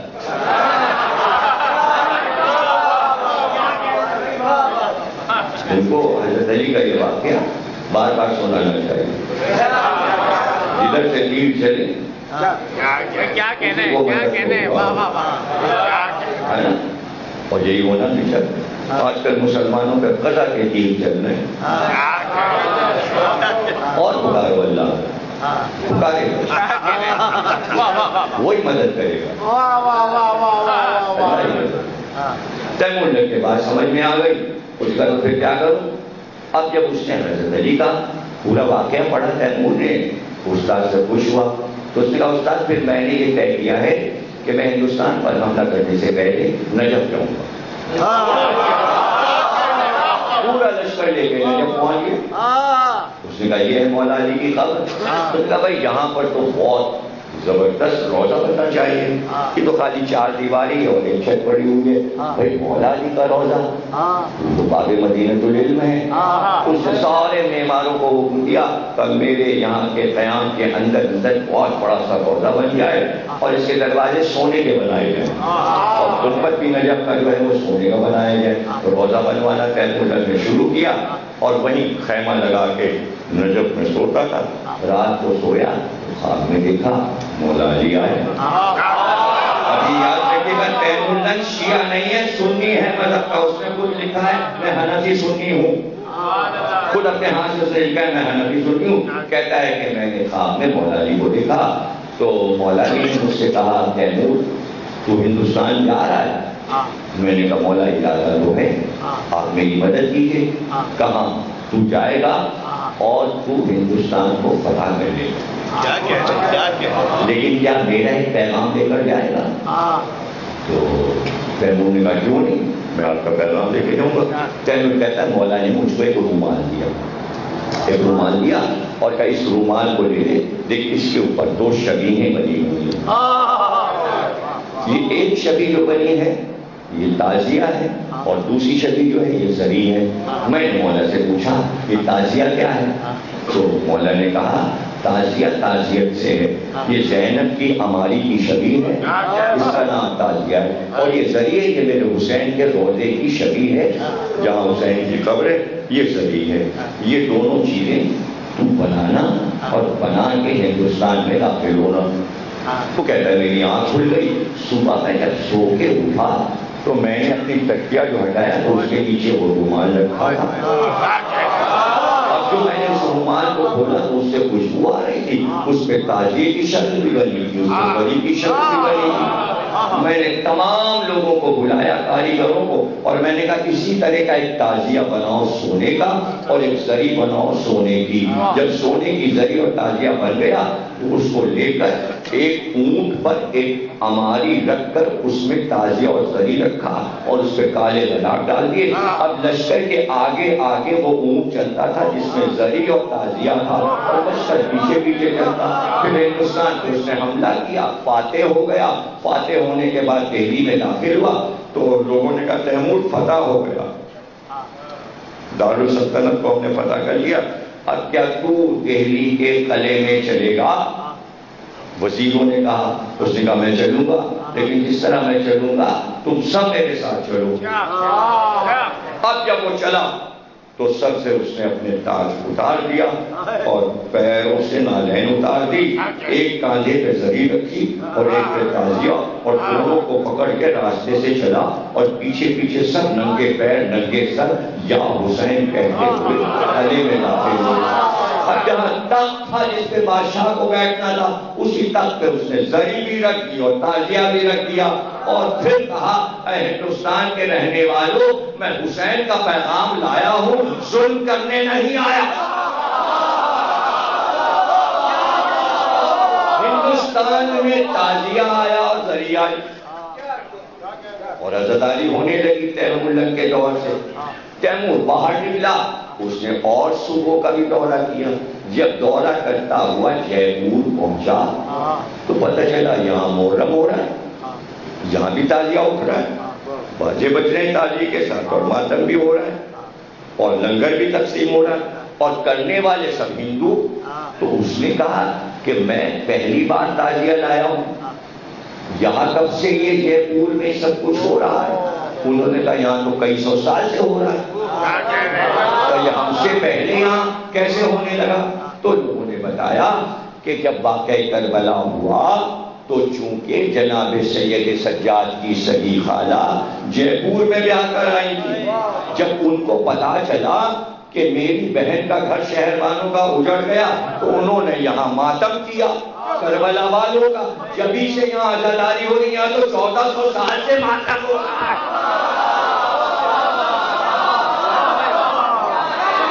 اس طرح پورے عرب والوں نے پابندی لگائی کہ نہیں کرنے دیں گے. بولیے وہاں سے نکلی عراق سے نکلی ایران کی عزاداری نکلی افغانستان سے نکلی سندھ اور پنجاب ہوتی پورے ہندوستان سے برما اور پھر انڈونیشیا اور ملائیشیا اور ہانگ کانگ اور بینکاک ادھر بڑھتی چلی گئی. اور ادھر جناب عرب والوں نے یہ طے کیا کہ اگر عزاداری نہیں کرنے دو گے تو ہم دوسری جگہ نکل جائیں گے. جب انہوں نے دیکھا عرب میں عزاداری نہیں کرنے دے رہے ہیں، انہوں نے نکل کے عزاداروں نے مراکش پہ قبضہ کر لیا امام حسن کی اولاد میں، اور مراکش میں عزاداری ہونے لگی. فاطمی نے مصر اٹھے، انہوں نے مصر پہ قبضہ کر لیا، اور وہاں جب تخت پہ جا کے بیٹھ گئے فاطمی نے مصر جو اسماعیلی تھے، جو امام صادق کی اولاد تھے، انہوں نے اعلان کر دیا، انہوں نے کہا یہاں سرکاری طور پر محرم ہوگا، سب کے گھروں پہ کالے جھنڈے لگے پورے مصر میں، اور 10 دن تک کوئی ذبیحہ نہیں ہوگا، گوشت نہیں کھایا جائے گا، کوئی بستر پہ نہیں سوئے گا، سب کو زمین پہ سونا ہے، 10 دن تک ننگے پیر چلنا ہے، ننگے سر چلنا ہے، اور جہاں حسین کا سر رکھا ہے وہاں چل کے عاشور کے دن ماتم کرنا ہے. اور کس طرح عزاداری ہوگی؟ کئی صدی تک مصر میں عزاداری ہوتی رہی. مصر سے آگے بڑھی وہ شام جس میں یزید بیٹھا تھا، وہاں بھی عزاداری پہنچ گئی، ترکی عزاداری پہنچ گئی، اور جتنے عرب ممالک تھے سعودی عرب والوں نے روکا تو اور پھیل گئی، بحرین تک گئی. یہاں بھی عزاداری، وہاں بھی عزاداری، وہاں بھی حسین، یہاں بھی حسین، عزاداری بڑھتی چلی گئی. اور وہ جو بزنس مین تھے، تجارت کرنے والے تھے، وہ رہتے تھے سمندر کے کنارے. وہ قوم کہلاتی تھی زت، زت جو ہے وہ ہندی کے جٹ سے بنا ہے، جاٹ سے بنا ہے زت عربی میں. یہ حضرت علی کے لشکر میں ایک پورا ایسا غول آیا تھا ہندوستان سے کہ جو حضرت علی کے ساتھ صفین میں لڑا تھا، اور ان کا ایک الگ کیمپ لگتا تھا. یہ بڑے بہادر تھے تو یہ زت کہلاتے تھے. یہ لوگ جو تھے جب یہ وہاں سے نکلے مولا علی کی شہادت کے بعد، تو انہوں نے طے کیا ہم جو تجارت کوفے میں کرتے تھے، چونکہ اب کوفہ تنگ ہو گیا ہمارے لیے اور ہم علی والے ہیں، تو ہم ایسی جگہوں کو انتخاب کریں جو سمندر کے کنارے ہیں. تو انہوں نے مصر کو، بمبئی کو، اور ایسے بصرے کو، بحرین کو، جو سمندر کے کنارے جگہیں تھیں، تو پوری پٹی چلتی چلی جا رہی افریقہ سے لے کے اور عراق تک، جو سمندر کے کنارے میں کراچی، یہ سب بعد میں یہی لوگ کھوجے کے نام سے مشہور ہو گئے. ان کا کام یہ تھا کہ یہ سمندر کے کنارے اس لیے بزنس کرتے تھے کہ یہ سمندر سے موتی نکالتے تھے، یعنی سیپ نکالے جاتے تھے، اس میں سے موتی نکلتے تھے، موتی کا بزنس کرتے تھے. موتی بیچ کے سچے موتی پیسہ بہت ہو گیا، پھر بعد میں انہی میں کھوجے اور بورے بن گئے اور یہی خبز دینے لگے. جب خبز دینے لگے عزاداری اور بڑھ گئی، انہوں نے بھی عزاداری بنائی. تو جو کراچی میں آباد تھے یہاں عزاداری کی، جو بمبئی میں تھے وہاں عزاداری کی، جو مصر میں تھے وہاں عزاداری کی، جو بصرے میں تھے وہاں عزاداری کی. یعنی ساحل سمندر پہ پوری پٹی پر عزاداری کرتے رہے. جب انگریز کراچی میں آئے اور یہ کوئی شہر نہیں تھا، کوئی شہر نہیں، اور جب یہاں پر ایک انگریز گورنر آیا بھی تو اس نے اپنی ڈائری میں لکھا تھا کراچی کے لیے کہ یہ ایک چھوٹی سی بستی ہے اور سمندر کے کنارے چند عمارتیں ہیں، لیکن میں دیکھ رہا ہوں کہ یہ کراچی بہت بڑا شہر بننے والا ہے. تو ڈائری میں لکھ رہا ہے کئی 100 سال پہلے اس نے لکھا کہ بھائی یہ اتنا بڑا کراچی ہو جائے گا کہ لوگ دیکھیں گے کتنا بڑا شہر ہو گیا. تو آخری لفظ نے لکھا کاش اس وقت میں کراچی دیکھ سکتا، کاش اس وقت میں کراچی دیکھ سکتا. اس سے اندازہ ہوتا ہے کہ کراچی تھا ہی نہیں. اس کی اس بات سے اندازہ ہوتا ہے کہ کاش میں اس وقت کراچی کو دیکھ سکتا، یعنی آج کا کراچی کو دیکھ سکتا. یہ اس نے لکھا، یہ اس کی پیشین گوئی تھی. لیکن یہیں پر کھارا دل میں جو بزنس مین رہتے تھے انہوں نے عزاداری شروع کر. انہوں نے عزاداری کیسے شروع کر؟ اس لیے کہ ان کی آمد سے پہلے یہاں پر کسی جگہ پر عبداللہ شاہ غازی کا جہاد ہوا تھا دشمنان اہل بیت سے، اور وہ یہاں شہید ہوئے تھے، اور یہاں ان کی قبر بنی تھی. تو وہاں پر ایک فقیر ملک بن کے قبر پہ بیٹھ گیا تھا. اس کو پتا تھا کہ یہ امام حسن کی اولاد میں ہیں، اور وہ قبر کی دیکھ بھال کرتا تھا. ایک دن وہ سو رہا تھا تو اس نے خواب میں دیکھا کہ کسی بزرگ نے آ کے کہا کہ تم ذرا اٹھ کر جب نیند تمہاری ختم ہو سمندر کے کنارے جانا، ایک بہت بڑی بلی کہیں سے بہتی ہوئی آ رہی ہے، اس کو اٹھا لینا، وہ اصل میں عباس کا علم ہے. جب اس کی آنکھ کھلی تو وہ گیا سمندر کے کنارے، اس نے دیکھا بہت بڑی بلی کئی گز کی بہتی ہوئی چلی آ گئی. جب وہ کنارے آ گئی اس نے اس کو اٹھایا، بہت بھاری تھی، اس کو لے کے وہ آیا اور آ کر کھارا میں ایک جگہ پر کاٹ دیا. اس میں کالا پرچم لگا دیا، اس لیے کہ اس کو بشارت ہوئی تھی علم کی، تو اس نے علم لگا دیا. یہی علم جہاں پہ لگا بعد میں فوجوں نے بڑا امام باڑہ کھارا اسی جگہ پہ بنایا. وہ علم اب تک لگا ہے جو صدیوں پرانا. اب صحرا میں یہ علم کیوں لگتے تھے؟ اس لیے کہ سندھ میں یہ دستور تھا کہ لوگ علم لگا کے ایک خدمت تھی لوگوں کی کہ جب کوئی راستہ ہوتا تھا اور راستہ بن جاتا تھا کہ ادھر سے قافلہ گزرتا ہے تو وہاں پر جس کے دل میں سماتی وہاں پہ جا کے اونچا سا علم لگا کے اس میں پھیرا لگا دیتا تھا، اس پہ لکھ دیتا تھا یا حسین. اور وہیں پر بہت سے مٹی کے برتنوں میں گھڑوں میں پانی بھر کے علم کے کنارے رکھ دیتے تھے اور وہاں پر کچھ پوزے رکھ دیتے تھے تاکہ جب قافلہ ادھر سے گزرے، کیونکہ صحرا ہے پانی ملے گا نہیں، پانی کا انتظام ہے نہیں، سمندر کا پانی ہے کھارا، تو جب ادھر سے گزریں تو انہیں پانی مل جائے، رک کے پانی پئیں. لیکن یہاں تک آئیں گے کیسے صحرا میں کہ یہاں پانی رکھا ہے؟ علم اس لیے لگایا کہ دور سے جب کارواں آئے کسی بھی ملک سے تو اس کو علم نظر آ جائے. جب وہ علم دیکھتے تو سمجھ جاتے تھے پانی وہاں ہے، اور جب وہاں پہنچتے تو دیکھتا قریب میں تنور بھی لگا ہے، روٹی بھی پک رہی ہے، کھانا بھی کھلایا جا رہا ہے. تو پرانے قافلے جب گزرتے تب ان کو یہ معلوم ہوتا کہ علم سے رزق ملتا ہے، پانی بھی ملتا ہے اور کھانا بھی ملتا ہے.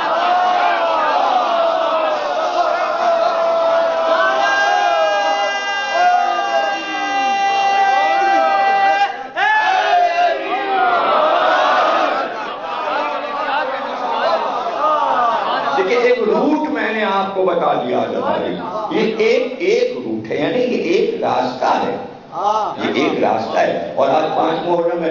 اگر میں اسی طرح آپ کو شاخیں بتانا شروع کروں کہ عزاداری کی شاخیں کیسے بنتی گئی اور عزادار کدھر کدھر نکلتے گئے یا حسین کرتے ہوئے کہاں کہاں آباد ہوتے گئے اور کیسے وہ بڑھتے گئے اور عزاداری بڑھتی گئی، یہ اتنی خاموشی سے قدرت نے کام کیا کہ دشمن دیکھ نہ سکا کہ کدھر سے جا رہے ہیں عزادار. یہ انتظام اس کا تھا، اے حسین تم نے میرا نام اونچا کیا، میں تمہارا. عزاداری بقائے اسلام، عزاداری بقائے اسلام میں وہ تو ایک رونے والا تھا، ایک رونے والا، وہ ایک بچہ تھا، اس کو اللہ نے بچایا تھا اور وہ بیمار نہیں تھا، وہ بیمار نہیں تھا. اس کو جب ہم کہتے ہیں عابد بیمار تو کاش جو سنتے ہیں یہ نام عابد بیمار یہ بھی تو جانے کہ یہ ہوا کیا. اس لیے کہ 28 رجب کو جب قافلہ نکلا تو 3 برابر کے بہادر سوار گھوڑے پہ سوار تھے، ایک عباس، ایک علی اکبر اور ایک سید سجاد. دونوں میں تینوں میں فرق ہی نہیں تھا. ایسے شجاع زرہ بختر پہنے ہوئے، کمر میں تینوں تلوار لگائے ہوئے. آج 5 محرم ہے نا، تو 5 محرم کو امام حسین نے یہ دیکھا خیمے سے جو نکلے تو دیکھا کہ خیمے سے بہت دور جدھر دشمن کا لشکر ہے اس طرف جو راستہ جا رہا ہے کربلا میں، وہاں ایک شیر پہن رہا ہے کمر میں تلوار لگائے، سر پہ کوٹ پہنے ہوئے، زرہ بختر پہنے، لمبے قد کا ایک آدمی، چوڑے شانے کا، شیر کی طرح ٹہل رہا ہے. امام حسین نے کہا عباس یہ کون ہے جو شیر کی طرح کھلوٹے لے کر کبھی رہا ہے؟ تو عباس نے کہا یہ بڑے شاندار ہے آپ کے لیے علی حسین کبولا حضرت عباس بلا کے لائے کا بیٹا سید سجاد میرے ساتھ آؤ. خیمے میں لے کے گئے اور بٹھایا. اور اس کے بعد کہا کہ راز میں تمہیں بتانا چاہ رہا ہوں. بتائیے بابا. کہا بیٹا بات یہ ہے کہ جہاد دو طرح کا ہوتا ہے. ایک جہاد اکبر ہے اور ایک جہاد اصغر ہے. بابا کیا ہے جہاد اکبر اور جہاد اصغر؟ کہ بیٹا جہاد اصغر یہ ہے کہ تلوار لے کر میدان جنگ میں جائے, اپنا دفاع کرے اور اللہ کے لیے جان دے دے اور شہید ہو جائے. یہ ہے جہاد اصغر, یہ ہے چھوٹا جہاد. بابا پھر جہاد اکبر کیا ہے؟ جہاد اکبر یہ ہے کہ جب مغلوب ہو جائے اور سب مار ڈالے جائیں تو دشمن آتا ہے اور پھر ان کے بچوں اور عورتوں کو اسیر کر لیتا ہے. تو وہ بچے اور عورتیں جو توحید کے لیے کام کرتے ہوئے قیدی بن کر بھوکے پیاسے جاتے ہیں, اسے کہتے ہیں جہاد اکبر. کا بابا سمجھ گیا. لیکن آپ نے مجھے یہ بات کیوں بتائی؟ کہا سید سجاد کلاشپور کے دن ہم لوگ کریں گے جہاد اصغر, ہم لوگ کٹا لیں گے سر.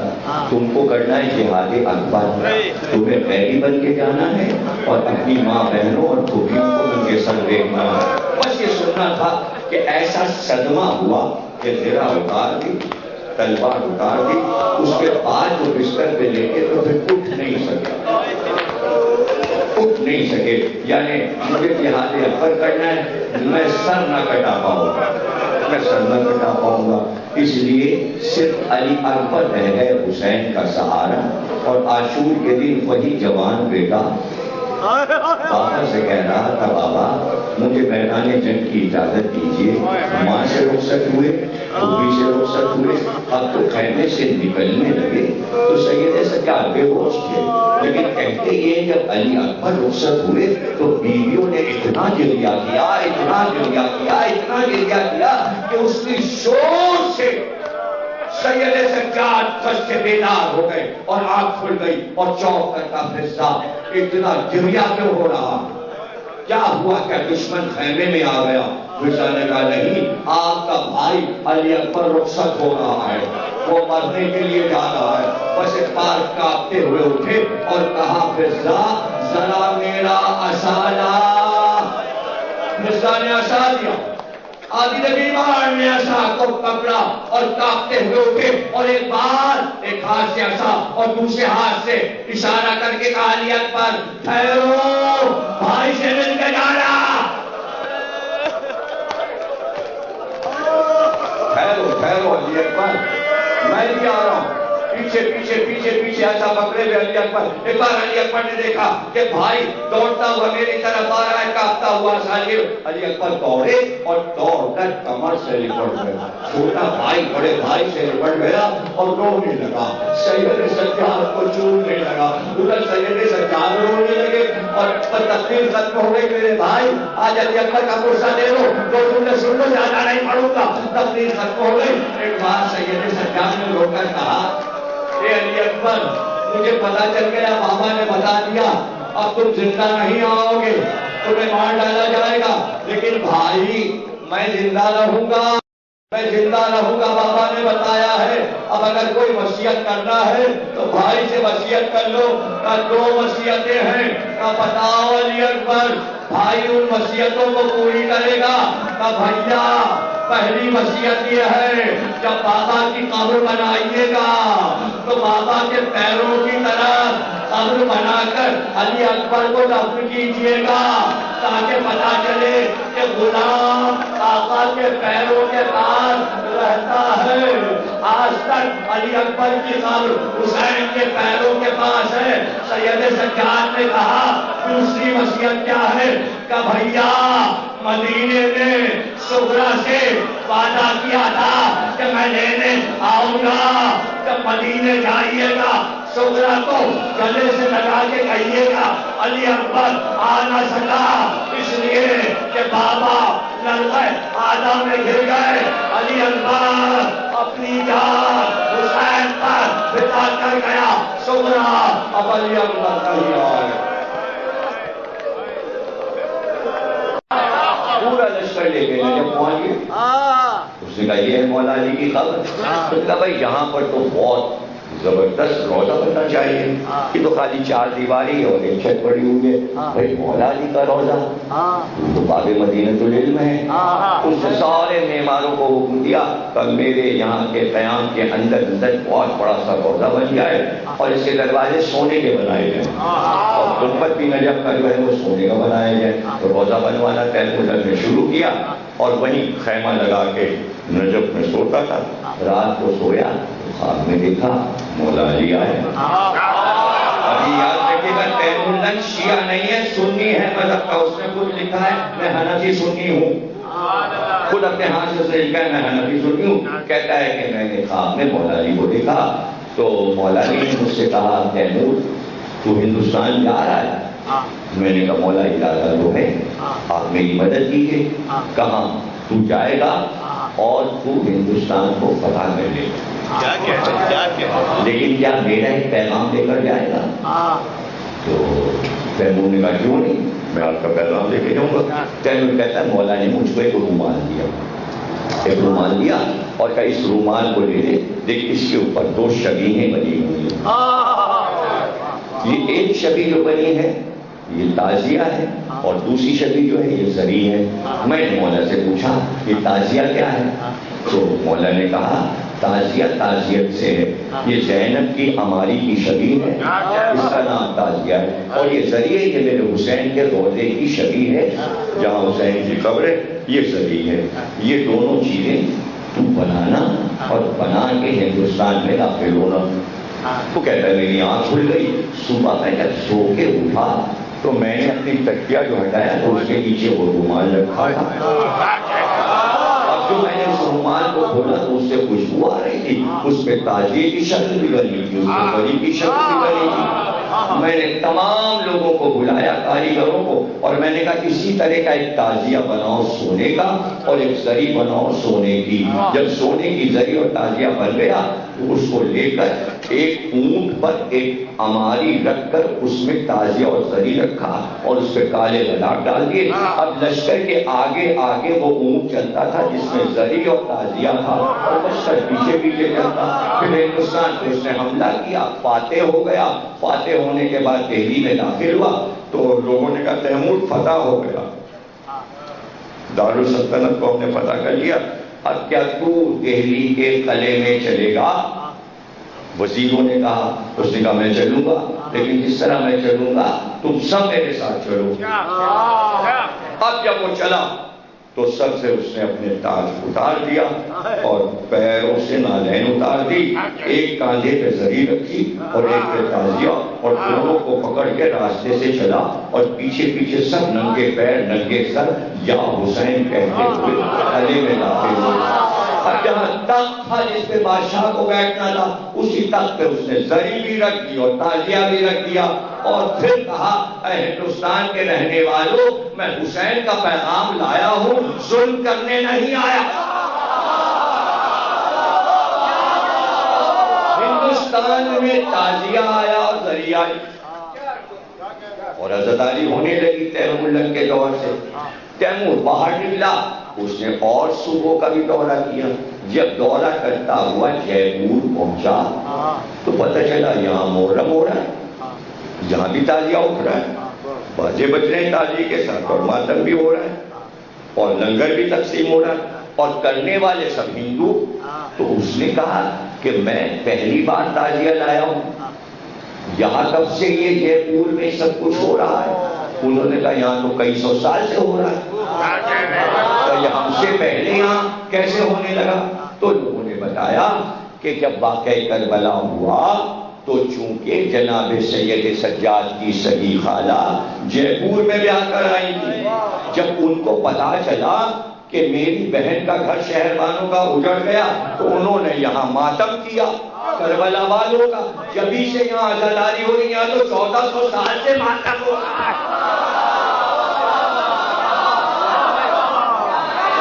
اس طرح پورے ہندوستان میں عزاداری پھیل گئی. تو عرب والوں نے پابندی لگائی کہ نہیں کرنے دیں گے. بولیے وہاں سے نکلی عراق سے نکلی ایران کی عزاداری نکلی افغانستان سے نکلی سندھ اور پنجاب ہوتی پورے ہندوستان سے برما اور پھر انڈونیشیا اور ملائیشیا اور ہانگ کانگ اور بینکاک ادھر بڑھتی چلی گئی. اور ادھر جناب عرب والوں نے یہ طے کیا کہ اگر عزاداری نہیں کرنے دو گے تو ہم دوسری جگہ نکل جائیں گے. جب انہوں نے دیکھا عرب میں عزاداری نہیں کرنے دے رہے ہیں، انہوں نے نکل کے عزاداروں نے مراکش پہ قبضہ کر لیا امام حسن کی اولاد میں، اور مراکش میں عزاداری ہونے لگی. فاطمی نے مصر اٹھے، انہوں نے مصر پہ قبضہ کر لیا، اور وہاں جب تخت پہ جا کے بیٹھ گئے فاطمی نے مصر جو اسماعیلی تھے جو امام صادق کی اولاد تھے انہوں نے اعلان کر دیا. انہوں نے کہا یہاں سرکاری طور پر محرم ہوگا، سب کے گھروں پہ کالے جھنڈے لگے پورے مصر میں، اور 10 دن تک کوئی ذبیحہ نہیں ہوگا، گوشت نہیں کھایا جائے گا، کوئی بستر پہ نہیں سوئے گا، سب کو زمین پہ سونا ہے. 10 دن تک ننگے پیر چلنا ہے، ننگے سر چلنا ہے، اور جہاں حسین کا سر رکھا ہے وہاں چل کے عاشور کے دن ماتم کرنا ہے. اور کس طرح عزاداری ہوگی؟ کئی صدی تک مصر میں عزاداری ہوتی رہی. مصر سے آگے بڑھی وہ شام جس میں یزید بیٹھا تھا وہاں بھی عزاداری پہنچ گئی، ترکی عزاداری پہنچ گئی، اور جتنے عرب ممالک تھے سعودی عرب والوں نے روکا تو اور پھیل گئی، بحرین تک گئی. یہاں بھی عزاداری، وہاں بھی عزاداری، وہاں بھی حسین، یہاں بھی حسین. عزاداری بڑھتی چلی گئی. اور وہ جو بزنس مین تھے، تجارت کرنے والے تھے، وہ رہتے تھے سمندر کے کنارے. وہ قوم کہلاتی تھی زت. زت جو ہے وہ ہندی کے جٹ سے بنا ہے، جاٹ سے بنا ہے زت عربی میں. یہ حضرت علی کے لشکر میں ایک پورا ایسا غول آیا تھا ہندوستان سے کہ جو حضرت علی کے ساتھ صفین میں لڑا تھا، اور ان کا ایک الگ کیمپ رکھتا تھا. یہ بڑے بہادر تھے تو یہ زت کہلاتے تھے. یہ لوگ جو تھے جب یہ وہاں سے نکلے مولا علی کی شہادت کے بعد تو انہوں نے طے کیا ہم جو تجارت کوفے میں کرتے تھے، چونکہ اب کوفہ تنگ ہو گیا ہمارے لیے اور ہم علی والے ہیں، تو ہم ایسی جگہوں کو انتخاب کریں جو سمندر کے کنارے ہیں. تو انہوں نے مصر کو، بمبئی کو، اور ایسے بصرے کو، بحرین کو، جو سمندر کے کنارے جگہیں تھیں، تو پوری پٹی چلتی چلی جا رہی افریقہ سے لے کے اور عراق تک جو سمندر کے کنارے میں کراچی، یہ سب بعد میں یہی لوگ کھوجے کے نام سے مشہور ہو گئے. ان کا کام یہ تھا کہ یہ سمندر کے کنارے اس لیے بزنس کرتے تھے کہ یہ سمندر سے موتی نکالتے تھے، یعنی سیپ نکالے جاتے تھے اس میں سے موتی نکلتے تھے، موتی کا بزنس کرتے تھے. موتی بیچ کے سچے موتی پیسہ بہت ہو گیا، پھر بعد میں انہی میں کھوجے اور بورے بن گئے اور یہی خبز دینے لگے. جب خبز دینے لگے عزاداری اور بڑھ گئی، انہوں نے بھی عزاداری بنائی. تو جو کراچی میں آباد تھے یہاں عزاداری کی، جو بمبئی میں تھے وہاں عزاداری کی، جو مصر میں تھے وہاں عزاداری کی، جو بصرے میں تھے وہاں عزاداری کی. یعنی ساحل سمندر پہ پوری پٹی پر عزاداری کرتے رہے. جب انگریز کراچی میں آئے اور یہ کوئی شہر نہیں تھا، کوئی شہر نہیں، اور جب یہاں پر ایک انگریز گورنر آیا بھی تو اس نے اپنی ڈائری میں لکھا تھا کراچی کے لیے کہ یہ ایک چھوٹی سی بستی ہے اور سمندر کے کنارے چند عمارتیں ہیں، لیکن میں دیکھ رہا ہوں کہ یہ کراچی بہت بڑا شہر بننے والا ہے. تو ڈائری میں لکھ رہا ہے کئی 100 سال پہلے اس نے لکھا کہ بھائی یہ اتنا بڑا کراچی ہو جائے گا کہ لوگ دیکھیں گے کتنا بڑا شہر ہو گیا. تو آخری جملہ اس نے لکھا کاش اس وقت میں کراچی دیکھ سکتا، کاش اس وقت میں کراچی دیکھ سکتا. اس سے اندازہ ہوتا ہے کہ کراچی تھا ہی نہیں. اس کی اس بات سے اندازہ ہوتا ہے کہ کاش میں اس وقت کراچی کو دیکھ سکتا، یعنی آج کا کراچی کو دیکھ سکتا. یہ اس نے لکھا، یہ اس کی پیشین گوئی تھی. لیکن یہیں پر کھارا دل میں جو بزنس مین کہتے تھے انہوں نے عزاداری شروع کر. انہوں نے عزاداری کیسے شروع کر؟ اس لیے کہ ان کی آمد سے پہلے یہاں پر اسی جگہ پر عبداللہ شاہ غازی کا جہاد ہوا تھا دشمنان اہل بیت سے، اور وہ یہاں شہید ہوئے تھے. اور یہاں ان کی قبر بنی تھی. تو وہاں پر ایک فقیر ملک بن کی قبر پہ بیٹھ گیا تھا. اس کو پتا تھا کہ یہ امام حسن کی اولاد میں ہے اور وہ قبر کی دیکھ بھال کرتا تھا.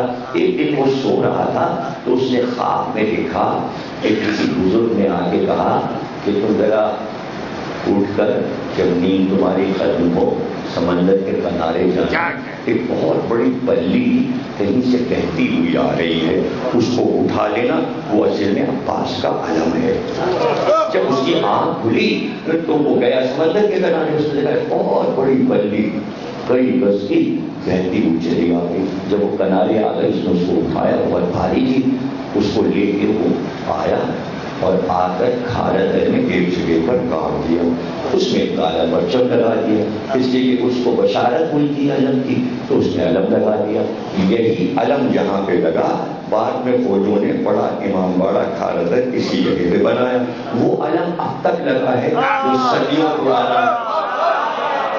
اب صحرا میں یہ علم کیوں لگتے تھے؟ اس لیے کہ سندھ میں یہ دستور تھا کہ لوگ علم لگا کے ایک خدمت تھی لوگوں کی کہ جب کوئی راستہ ہوتا تھا اور راستہ بن جاتا تھا کہ ادھر سے قافلہ گزرتا ہے تو وہاں پر جس کے دل میں سماتی وہاں پہ جا کے اونچا سا علم لگا کے اس میں پھرارا لگا دیتا تھا, اس پہ لکھ دیتا تھا یا حسین. اور وہیں پر بہت سے مٹی کے برتنوں میں گھڑوں میں پانی بھر کے علم کے کنارے رکھ دیتے تھے اور وہاں پر کچھ پوزے رکھ دیتے تھے تاکہ جب قافلہ ادھر سے گزرے, کیونکہ صحرا ہے پانی ملے گا نہیں, پانی کا انتظام ہے نہیں, سمندر کا پانی ہے کھارا, تو جب ادھر سے گزرے تو انہیں پانی مل جائے, رک کے پانی پئیں. لیکن یہاں تک آئیں گے ایسے صحرا میں کہ یہاں پانی رکھا ہے. علم اس لیے لگایا کہ دور سے جب کارواں آئے کسی بھی ملک سے تو اس کو علم نظر آ جائے. جب وہ علم دیکھتے تو سمجھ جاتے تھے پانی وہاں ہے, اور جب وہاں پہنچتے تو دیکھتا قریب میں تنور بھی لگا ہے, روٹی بھی پک رہی ہے, کھانا بھی کھلایا جا رہا ہے. تو پرانے قافلے جب گزرتے تب ان کو یہ معلوم ہوتا کہ علم سے رزق ملتا ہے, پانی بھی ملتا ہے اور کھانا بھی ملتا ہے.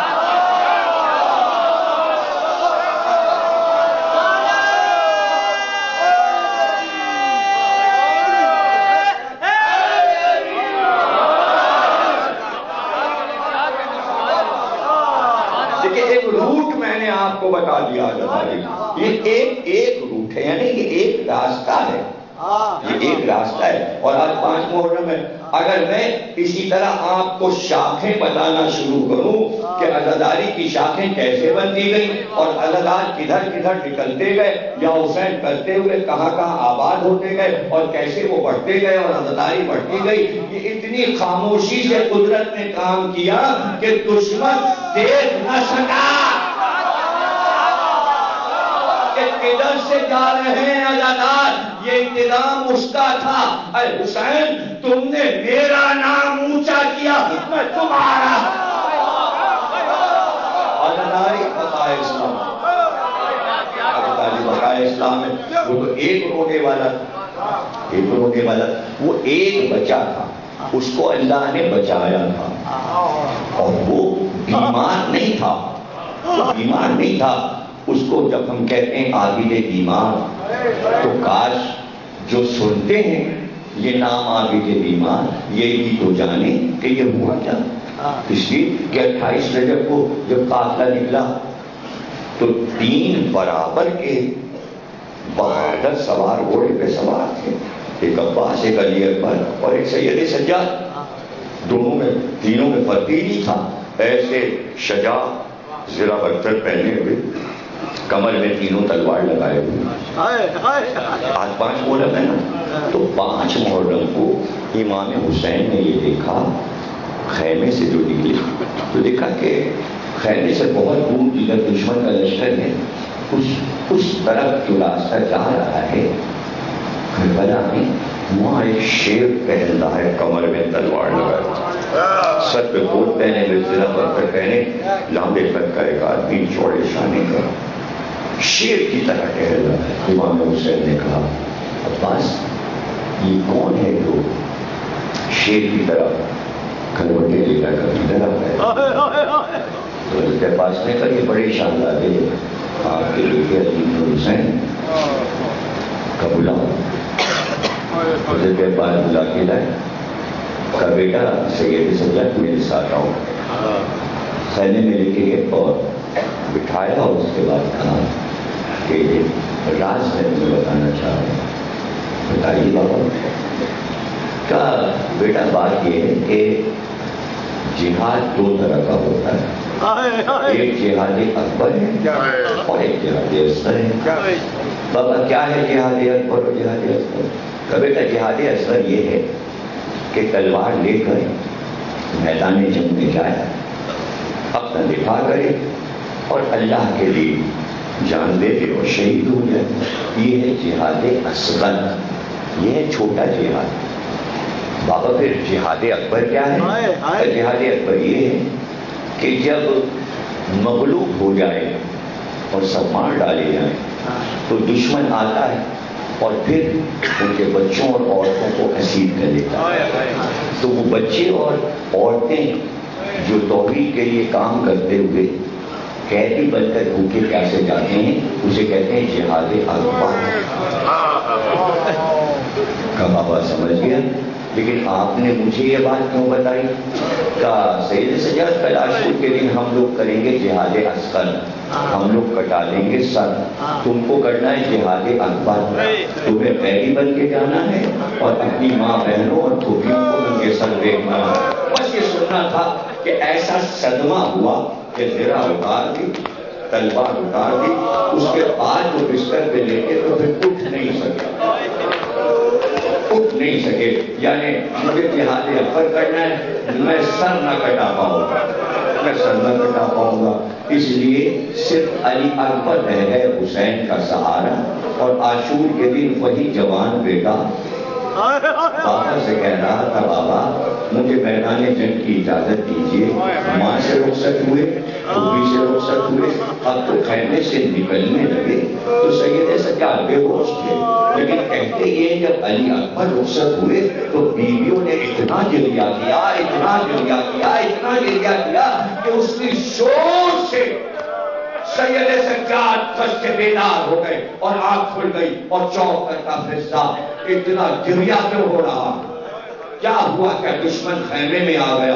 فضا نے کہا نہیں، آپ کا بھائی علی اکبر رخصت ہو رہا ہے، وہ مرنے کے لیے جا رہا ہے۔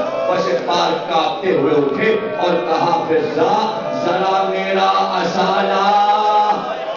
فضا نے عصا دیا، آدھی بیمار نے عصا کو پکڑا اور کانپتے ہوئے اٹھے، اور ایک بار ایک ہاتھ سے عصا اور دوسرے ہاتھ سے اشارہ کر کے کہا علی اکبر ٹھہرو، بھائی سے مل کے جانا،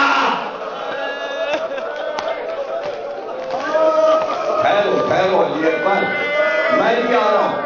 پیچھے ایسا پکڑے ہوئے علی اکبر، ایک بار علی اکبر نے دیکھا کہ بھائی دوڑتا ہوا میری طرف آ رہا ہے، کانپتا ہوا ساجد۔ علی اکبر دوڑے اور دوڑ کر کمر سے لپٹ گئے، چھوٹا بھائی بڑے بھائی سے لپٹ گیا اور رونے لگا، سید سجاد کو چومنے لگا، ادھر سید سجاد رونے لگے، اور تقریر ختم ہو گئی۔ میرے بھائی آج علی اکبر کا قصہ دے لو، دو جملے سن لو، زیادہ نہیں پڑھوں گا۔ تقریر ختم ہو گئی، ایک بار سید سجاد نے رو کر کہا اے علی اکبر مجھے پتا چل گیا، بابا نے بتا دیا اب تم زندہ نہیں آؤ گے، تمہیں مار ڈالا جائے گا، لیکن بھائی میں زندہ رہوں گا، بابا نے بتایا ہے۔ اب اگر کوئی وصیت کرنا ہے تو بھائی سے وصیت کر لو۔ کا دو وصیتیں ہیں، کا بتاؤ علی اکبر، بھائی ان وصیتوں کو پوری کرے گا؟ کا بھیا پہلی وصیت یہ ہے جب بابا کی قبر بنائیے گا تو بابا کے پیروں کی طرف قبر بنا کر علی اکبر کو دفن کیجیے گا، تاکہ پتا چلے کہ غلام آقا کے پیروں کے پاس رہتا ہے۔ آج تک علی اکبر کی قبر حسین کے پیروں کے پاس ہے۔ سید سجاد نے کہا دوسری وصیت کیا ہے؟ کہ بھیا مدینے میں صغرا سے وعدہ کیا تھا کہ میں لینے آؤں گا، جب مدینے جائیے گا صغرا کو گلے سے لگا کے کہیے گا علی اکبر آ نہ سکا اس لیے کہ بابا للغہ آدم میں گر گئے، علی اکبر اپنی جان حسین پر بتا کر گیا صغرا، اب علی اکبر نہیں آئے۔ شیر کی طرح کھلوٹے لے کر کبھی طرف ہے. تو حضرت عباس نے کہا یہ بڑے شاندار ہے آپ کے لڑکے علی بن حسین کا بلا. حضرت عباس بلا کے لائے کا بیٹا سید سجاد میرے ساتھ آؤ. خیمے میں لے کے گئے اور بٹھایا اور اس کے بعد کہا کہ راز میں تمہیں بتانا چاہ رہا ہوں. بتائیے بابا. کہا بیٹا بات یہ ہے کہ جہاد دو طرح کا ہوتا ہے, ایک جہاد اکبر ہے اور ایک جہاد اصغر ہے. بابا کیا ہے جہاد اکبر اور جہاد اصغر؟ کہ بیٹا جہاد اصغر یہ ہے کہ تلوار لے کر میدان جنگ میں جائے, اپنا دفاع کرے اور اللہ کے لیے جان دے دے اور شہید ہو جائے. یہ ہے جہاد اصغر, یہ ہے چھوٹا جہاد. بابا پھر جہاد اکبر کیا ہے؟ جہاد اکبر یہ ہے کہ جب مغلوب ہو جائے اور سب مار ڈالے جائیں تو دشمن آتا ہے اور پھر ان کے بچوں اور عورتوں کو اسیر کر لیتا ہے. تو وہ بچے اور عورتیں جو توحید کے لیے کام کرتے ہوئے قیدی بن کر بھوکے پیاسے جاتے ہیں, اسے کہتے ہیں جہاد اکبر. کا بابا سمجھ گیا. لیکن آپ نے مجھے یہ بات کیوں بتائی؟ کہ سید سجاد کل عاشور کے دن ہم لوگ کریں گے جہاد اصغر, ہم لوگ کٹا لیں گے سر. تم کو کرنا ہے جہاد اکبر. تمہیں قیدی بن کے جانا ہے اور اپنی ماں بہنوں اور پھوپھیوں کو ان کے سر دیکھنا ہے. بس یہ سننا تھا کہ ایسا صدمہ ہوا کہ زرہ اتار دی, تلوار اتار دی, اس کے بعد وہ بستر پہ لے کے تو پھر اٹھ نہیں سکا, اٹھ نہیں سکے. یعنی مجھے جہاد اکبر کرنا ہے, میں سر نہ کٹا پاؤں گا, میں سر نہ کٹا پاؤں گا. اس لیے صرف علی اکبر رہ گئے حسین کا سہارا. اور عاشور کے دن وہی جوان بیٹا بابا سے کہہ رہا تھا بابا مجھے میدان جنگ کی اجازت دیجیے. ماں سے رخصت ہوئے, پھوپھی سے رخصت ہوئے, اب تو خیمے سے نکلنے لگے تو سید سجاد بے ہوش تھے. لیکن کہتے یہ جب علی اکبر رخصت ہوئے تو بیویوں نے اتنا گریہ کیا, اتنا گریہ کیا, اتنا گریہ کیا کہ اس کی شور سے سید سجاد کھج کے بیدار ہو گئے اور آنکھ کھل گئی اور چوک کرتا فضا اتنا گریہ کیوں ہو رہا, کیا ہوا, کیا دشمن خیمے میں آ گیا؟ فضا نے کہا نہیں, آپ کا بھائی علی اکبر رخصت ہو رہا ہے, وہ مرنے کے لیے جا رہا ہے. بس ایک بار کانپتے ہوئے اٹھے اور کہا فضا ذرا میرا عصا لا. فضا نے عصا دیا, آدھی نبی بار نے عصا کو پکڑا اور کانپتے ہوئے اٹھے اور ایک بار ایک ہاتھ سے عصا اور دوسرے ہاتھ سے اشارہ کر کے کہا علی اکبر ٹھہرو, بھائی سے مل کے جانا, ٹھہرو ٹھہرو علی اکبر میں بھی آ رہا ہوں. پیچھے پیچھے پیچھے پیچھے ایسا پکڑے ہوئے علی اکبر. ایک بار علی اکبر نے دیکھا کہ بھائی دوڑتا ہوا میری طرف آ رہا ہے, کانپتا ہوا ساجر. علی اکبر دوڑے اور دوڑ کر کمر سے لپٹ گیا. چھوٹا بھائی بڑے بھائی سے لپٹ گیا اور رونے لگا, سید سجاد کو چومنے لگا. ادھر سید سجاد رونے لگے اور تقریر ختم ہو گئی. میرے بھائی آج علی اکبر کا پرسہ دے دو, دو جملے سن لو, زیادہ نہیں پڑھوں گا. تقریر ختم ہو گئی. ایک بار سید سجاد نے رو کر کہا اے علی اکبر مجھے پتا چل گیا, بابا نے بتا دیا اب تم زندہ نہیں آؤ گے, تمہیں مار ڈالا جائے گا. لیکن بھائی میں زندہ رہوں گا, میں زندہ رہوں گا, بابا نے بتایا ہے. اب اگر کوئی وصیت کرنا ہے تو بھائی سے وصیت کر لو. کا دو وصیتیں ہیں, کا بتاؤ علی اکبر. بھائی ان وصیتوں کو پوری کرے گا. کا بھیا پہلی وصیت یہ ہے جب بابا کی قبر بنائیے گا تو بابا کے پیروں کی طرف قبر بنا کر علی اکبر کو دفن کیجیے گا تاکہ پتا چلے کہ غلام آقا کے پیروں کے پاس رہتا ہے. آج تک علی اکبر کی قبر حسین کے پیروں کے پاس ہے. سید سجاد نے کہا دوسری وصیت کیا ہے کہ بھیا مدینے میں صغرا سے وعدہ کیا تھا کہ میں لینے آؤں گا, جب مدینے جائیے گا سغرا کو گلے سے لگا کے کہیے گا علی اکبر آ نہ سکا اس لیے کہ بابا لڑکے آدم میں گر گئے. علی اکبر اپنی جان حسین پر بتا کر گیا. سغرا اب علی اکبر کا